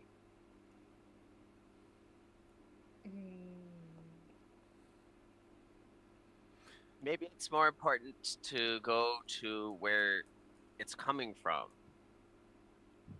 Yeah, because if they're getting some from somewhere, it's best to stop them from getting the stuff, you know? Well, okay. Listen, I'll let you burn whatever's there, okay? Out of character, I just had a thought, but I forgot it. Like going to the Oh, no. place where it like maybe is like going, we can see if that's part of archaeotech or not. Because if you maybe cut off the power, maybe the piece of tech will be ruined. I mean, these are all valid points. The choice is Yeah. yours. Listen, we can melt all of it down and use it for tanks later. That's my humble wisdom. Keeping the status quo, keeping me rich. That's the rule. That would be our So job. left or yeah. right? I vote left, but if I get outvoted, go I get get it, outvoted. Yeah, let's go left. Let's Go go get it, left. Okay. So Alright. you guys proceed down the hallway towards where the electricity and data packets are going. And it's a long hallway. So it takes you a good 10 minutes to get to a very large room. And you see what appears to be a fabricator, a type of fabricator, almost like a 3D printer, that is in the center of the room, and it is building something. But if everyone could give me another, this one's gonna be easier. I need a D10 from everybody. D10. The final boss, the seller at any 10, I got convention 10, that has the yay. articulated dragon. Nice 10. I have one of those. You got a 10? Yeah. Wow. Okay. Announcer, what'd you get? I got an 8. Very good. Amethyst? I got a 1. We ain't I found got shit. I got a rock. I don't know shit. That's a rock. That's a Sorry, Tim Russ That's still a good gets Charlie Brown rest reference. for that. Mine was Spaceballs. Tango, what'd you get? 3. Okay, so you and Amethyst. Amethyst trips over her own feet as she's looking around. Oh no. No damage, just awkward. That sounds right. Tango, you're looking around and you are confused As and always. scared. As always. Hold Puppy and Announcer. You guys, in Puppy's case, as a Mechanicus getting 10 with the perception added to it, you notice that there's something wrong with the fabricator, because as it's building it, Uh-oh. it's also erasing it. What? Oh. Yeah. So as it's using One of the these materials, things is not like the other. well, you see it. You and Eddie see it building and then immediately deconstructing. Huh. Interesting. And so is there like yeah. a panel that I can go up next to it to see if like there's like a problem with the hardware? Or can I look at the software to see if there's like a glitch or a bug in the software? there is Like, a is, control like- room that you notice off to the right. So if you're staring at the walking the entrance to the room, you got that fabricator right directly in front of you that occupies the center space of the room. But to the right, as you look around the room, you notice to your right another doorway and what appears to be a windowed control room. Oh, So okay. do you guys want to check out the can I- fabricator, or do you want to check out the control room? I feel like the fabricator just didn't know what it's printing exactly. No, Yeah. he specifically So that's described it why I as think- it builds it, and then it deconstructs like, it. It doesn't What is like. it trying to build? What is it? This seems like an error feedback. What is it trying to build in the first place? So that way we know whether or not we want it to actually build this thing. For real. Yeah, that's why I was trying to see if I could figure out if there was like a glitch in the software or if one of the pieces of hardware may have been broken. Just Yeah. I'm looking at a little bit more of No. a specific detail here. Do I see what it is building and then deconstructing it? That is literally what I just said. I'm sorry. Yeah, but you probably But have do I do need that. to- That's what they said. Yeah. But like I want Yeah, to unfortunately, go up next to it Amethyst to and see. Amethyst and Tango, because of their roles, don't really notice. Yeah. Like you know it's building something, but you can't make out what it is. Now, announcer, since you've encountered a lot more archaeotech and just artifacts in general, at being a rogue trader, you notice that it appears to be building a tank Oh. and then immediately deconstructing it. Disassembling it. So, yes. So the parts effectively, and this is the weird part.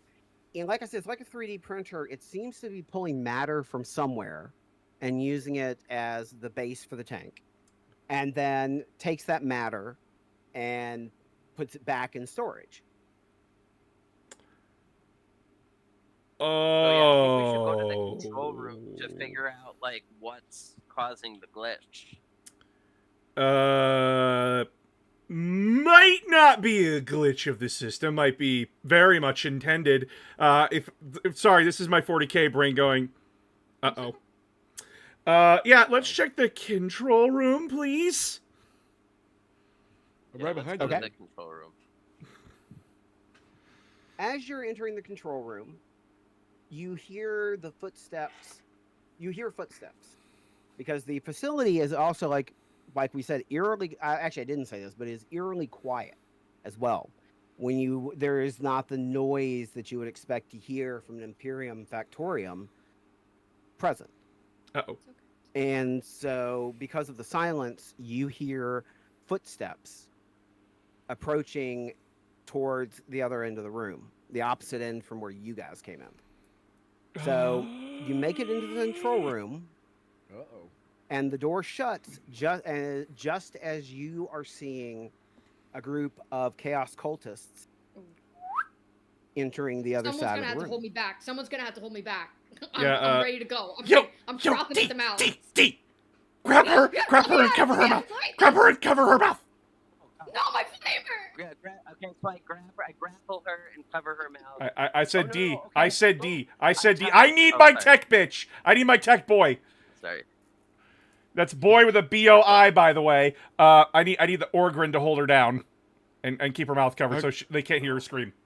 Why wouldn't we just let her No, go? I offer She the looks rope. like she would. I offer the rope to help bind her. It looks I like she'd have have a lot with of fun. Okay, so so you guys want to try to stop Sister Sarah from basically going berserk? Yes, Okay, I do do they not see need a us? firefight Yeah, right now. yeah. I do not need a Do they see firefight us? right now. Yeah, exactly. So rope beginning to. Hang on here a dislocate second. her. Hang on. Do they see us? They have not seen you. Okay. They may have heard you, but you didn't hear their footsteps until they were just up to the door. So the chances of them having heard you are very, very low. Okay. So, Eddie, So- you have command. Do you want to command Amethyst to stand out? Yes, but if she refuses, because command only works if the person agrees to it, I want Ed to grab her, pin her down, and cover her mouth so they can't hear the screaming. Just out of Sorry, character. Amethyst? Are you a logical person or are you an illogical person? I am logical. I am logical. I'm talking to her Oh, because sorry, it's like my bad. you can be a zealot, but you could also be a logical zealot, right? Go about your zealotry in a Exactly. smart way. Exactly. Yeah, no, her initial impulse is definitely to bring the flamer to them, Yes, but like exactly. she can be reasoned with, right? All right. Give it to her, Eddie. All right, Sarah, listen. I get it. Wanting to murder a bunch of heretical freaks. I get it. Bad for business right now. Can we tone down the murder boner a little bit? I will think of you as a coward, but I will stand down. Wait Okay. till they get closer, then we can get them. Listen, I I got a promise the second we know what this thing is doing, I will let you go ham on them. Well, so that actually Promise, Ed. falls likely to Puppy to take a look and see what's going on. Only if Ed promises. Hell yeah. Okay, cool. Okay, So I inspect the. Is there like a control console or some sort of interface? So yes, what you see is just a series of cogitator monitors that are green phosphorus, mostly because that's my favorite type of old CRT. Green phosphorus, Hell yeah! and Oh my god, I love the monochrome displays. trust me, I have several systems that do just monochrome. Um, but you notice under the monitors, there's different controls, keyboards, and functionalities. It looks as if, to your Mechanicus eye, that the control panel in the dead center of the controls appears to be the one that has the most functional displays. Like you're seeing things go back and forth on the screen. So, do you wish to investigate that further, or do you wish to investigate one of the other consoles? Yes, I want to investigate that one first and further. Okay. So you're going to attempt to connect in with one of your mechadendrites. If you can give me a D100. Oh shit, I'm being rated. Oh no. 100. Maximus Algar, thank you for following. 99. 99. Okay, the dice seem to really like you.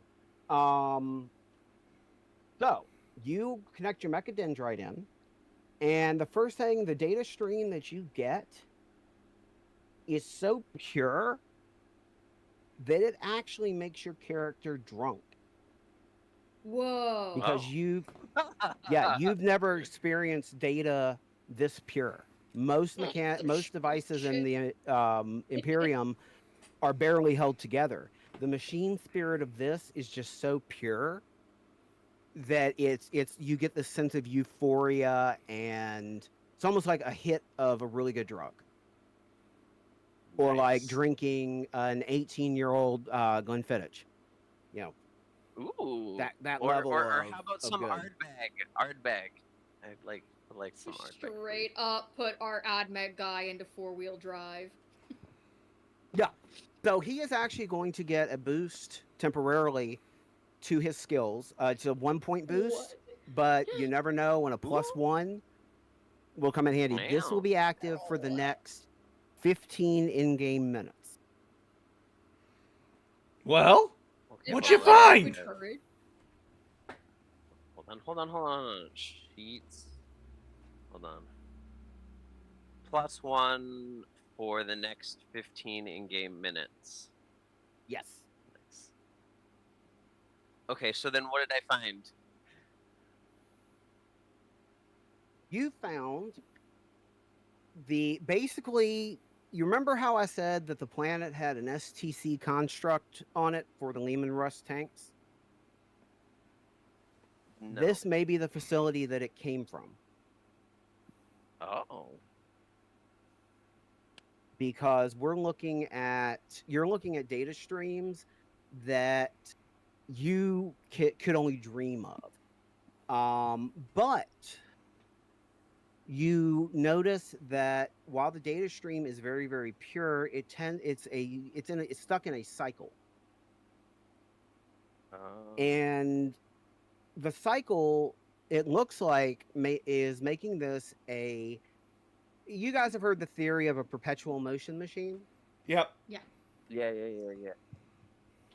So this is basically what it's doing. It is building using the materials, breaking the materials back down to their constituent parts, and building it again. And each time it degrades slightly because it needs the power to continue functioning. Nothing is going to be perfect. But this is the closest to a true perpetual motion machine that you, Double D, have ever seen. Wow. The use of energy is so efficient that even though it degrades a little bit each time, it has been functioning according to the uptime on the system, which is one of the few commands that seems to be universal. It's been functioning this way for the better part of 15,000 years. What? Oh my god, that's like is that Great Crusade or That earlier? is Dark Age. That is before the Imperium. Oh my god. 15,000? That is 20. That is M26. Holy shit. Yeah, the Yeah. Horus Heresy was Okay, in 30K, so I relay this information to everybody in my group. Okay, Ed, how do you react? Well, Single D. honestly, I have no idea what any of that means.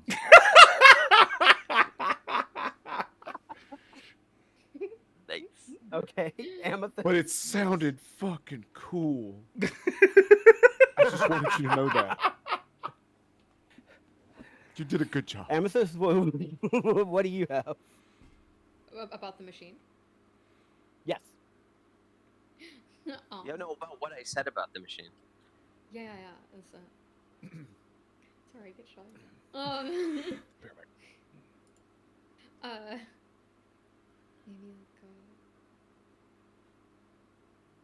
I'm getting stage fright, so we're just gonna say her jaw drops, and that's about it. Sorry, guys. No, you're good. Don't worry. No, you're fine. Okay, that's All right, fine. Announcer. I hear ancient technology 15K old. And my eyes do the comedic roll like a roulette, finish into dollar signs, and go, all right, boys, and all right, my big boy, my religious girl, and my tech priest ally, we're taking this machine back. With the biggest shit-eating grin on my face. I want to lock and load my flamer and be like, is it time? Oh, yeah. You're okay, and you guys are gonna hate me, but that's where we're gonna Okay, pause. out of character, point Pause. of Okay, okay. clarification. So I don't understand the what is, because you guys are all reacting like this is like something that's like really big and rare. So like, what is the Mhm. why is finding this piece of like super old technology? Why is that so So, relevant or important? in Warhammer 40K, the Imperium and the Mechanicus, especially the Mechanicus, we Yeah. do not build new shit. Mhm. Progress. We do not innovate. We do not innovate. Innovation is the devil, essentially. There was a big rebellion of AI. Robots and innovation are bad. Well, sentient robots are bad. Yeah. So, Servitors are good though. So I mean, Dune, here's the like thing. Dune. So like Dune. yeah, like Dune, like Yeah. Dune. Yeah. So the thing, I just to add onto that, part of it was that in the age before the Imperium, all of our problems were solved. Right? There was no disease. There was nothing that could harm us. Right, technologically, but humanity basically relied on super advanced AIs. I think it was the Men of Iron, right? Men of Iron. That turned on us. And the Eldar Yeah. just let us get the fuck away with it too. It was Yeah, crazy. and I was so- like, what the yeah. fuck were they thinking? And so the Mechanicus doesn't like innovating. They only like archaeotech because innovation means that you could make mistakes. Think about like having some sort of product that's supposed to, I don't know, cure cancer, but instead it gives you like black lung, right? You know, like you could have side effects or like, you know, things happen that go wrong with innovation. So why would we innovate when these machines were perfect? They just Yep. want to discover archaeotech. Everything is perfect the way it was. Do not innovate. So, like I said, when we found blueprints that made sharper knives, we would murder over that shit. Anybody who found it gets rewarded a planet. In this case, this machine is so old and still functioning. This is from a time where before even like humanity collapsed, like the original human empire collapsed. So by this big of a find,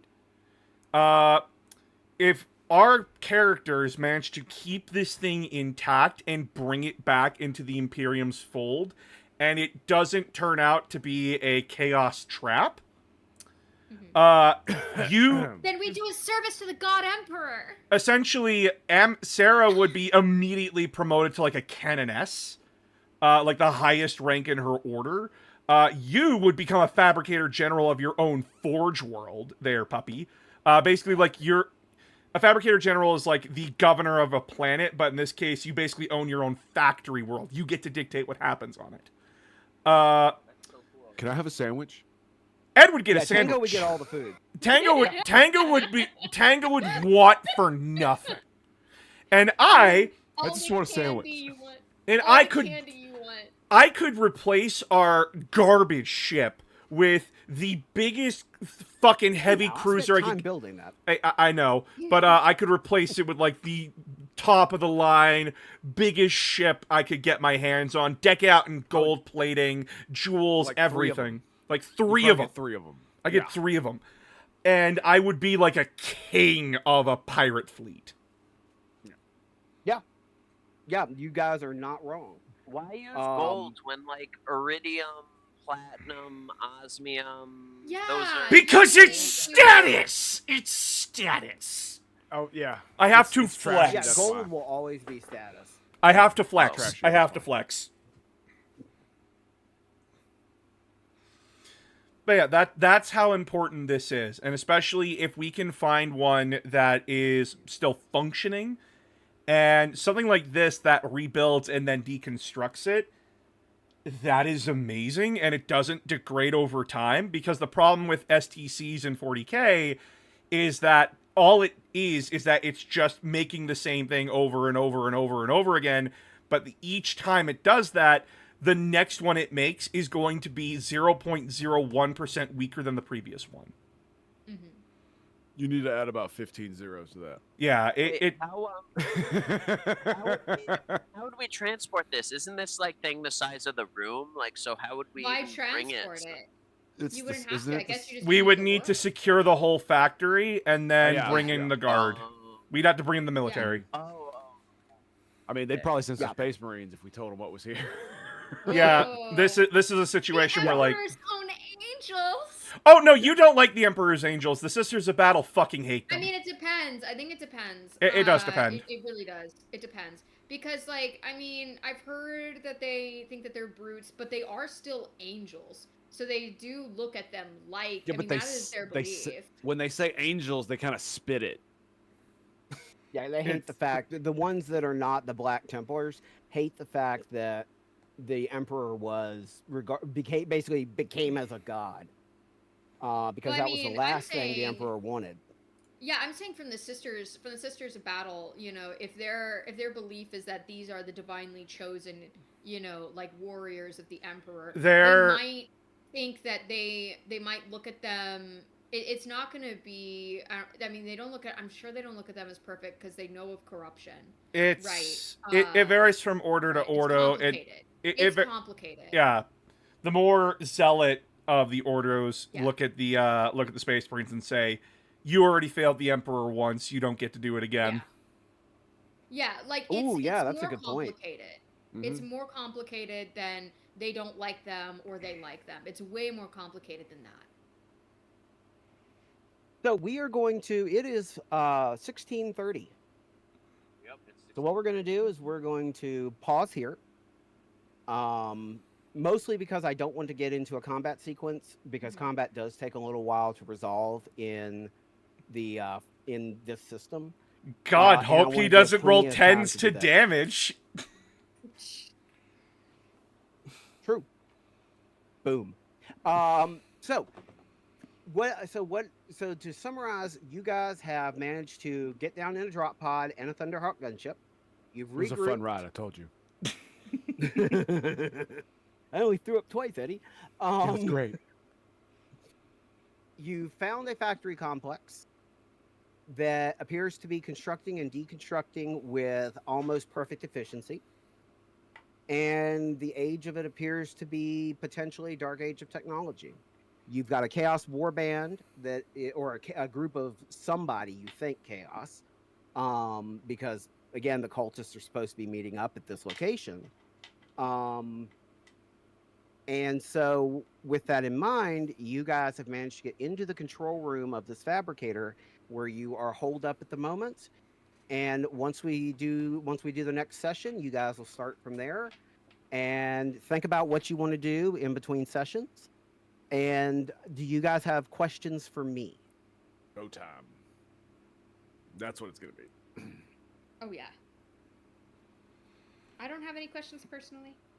I do not either. Nope. This is a session 0, so my questions are limited to like every other session that we do. Yeah. Yeah, so this was session 0 / session 1, and session 1's going to continue obviously into the next one. Excellent. Any feedback? I do like that. That's something I always ask at the end of every session, is if you have any feedback. We should probably have all this started before we start. Like all like the. I know. Original criticism. Okay. Yeah. I know original criticism. Basically, like, just to help people feel like we're ready to go and everything, we should like have all this stuff up and ready to go by the time we start stream. I mean, the first stream's always... First stream is always a shit show. Like, this is... Yeah. This is not... I think that you know, like, that's, This yeah, is me it'll get more... resolved. This is more me speaking for, like, the audience and, like, knowing that we hear them kind of a thing. Yeah. Gotcha. Yeah, it's not a criticism or attack on anyone. It's just like, no, we know, we hear you, chat, don't worry. Yeah, for sure. Yeah, and the next session we'll be starting off. Make sure everybody's got their character sheets up. And if you have questions about any of your skills, or if there's something you want your character to do, we have the one-on-one channels in the Discord. You are welcome to message there. Only I and each person can see that. So if somebody wanted to plan a betrayal, you could do that. You just have to message me so we can set it up. It'd be funny. I'm not saying that anybody wants to, but that's just a kind of a... potentially, if someone wanted to do that, I can make it work. I like to think as a GM, I'm very adaptable. So. All right, guys. All right, I'm gonna go raid out into my my friend Lost in Spirals. Sounds good. Thank you guys so much for coming. All right. Great, guys. And we'll plan the next session for as soon as we can. Yeah. Sounds great. See you guys Right later. on. Be ready, chat. Awesome. We're Thank you, jumping. guys. We're jumping. We're going. Hey!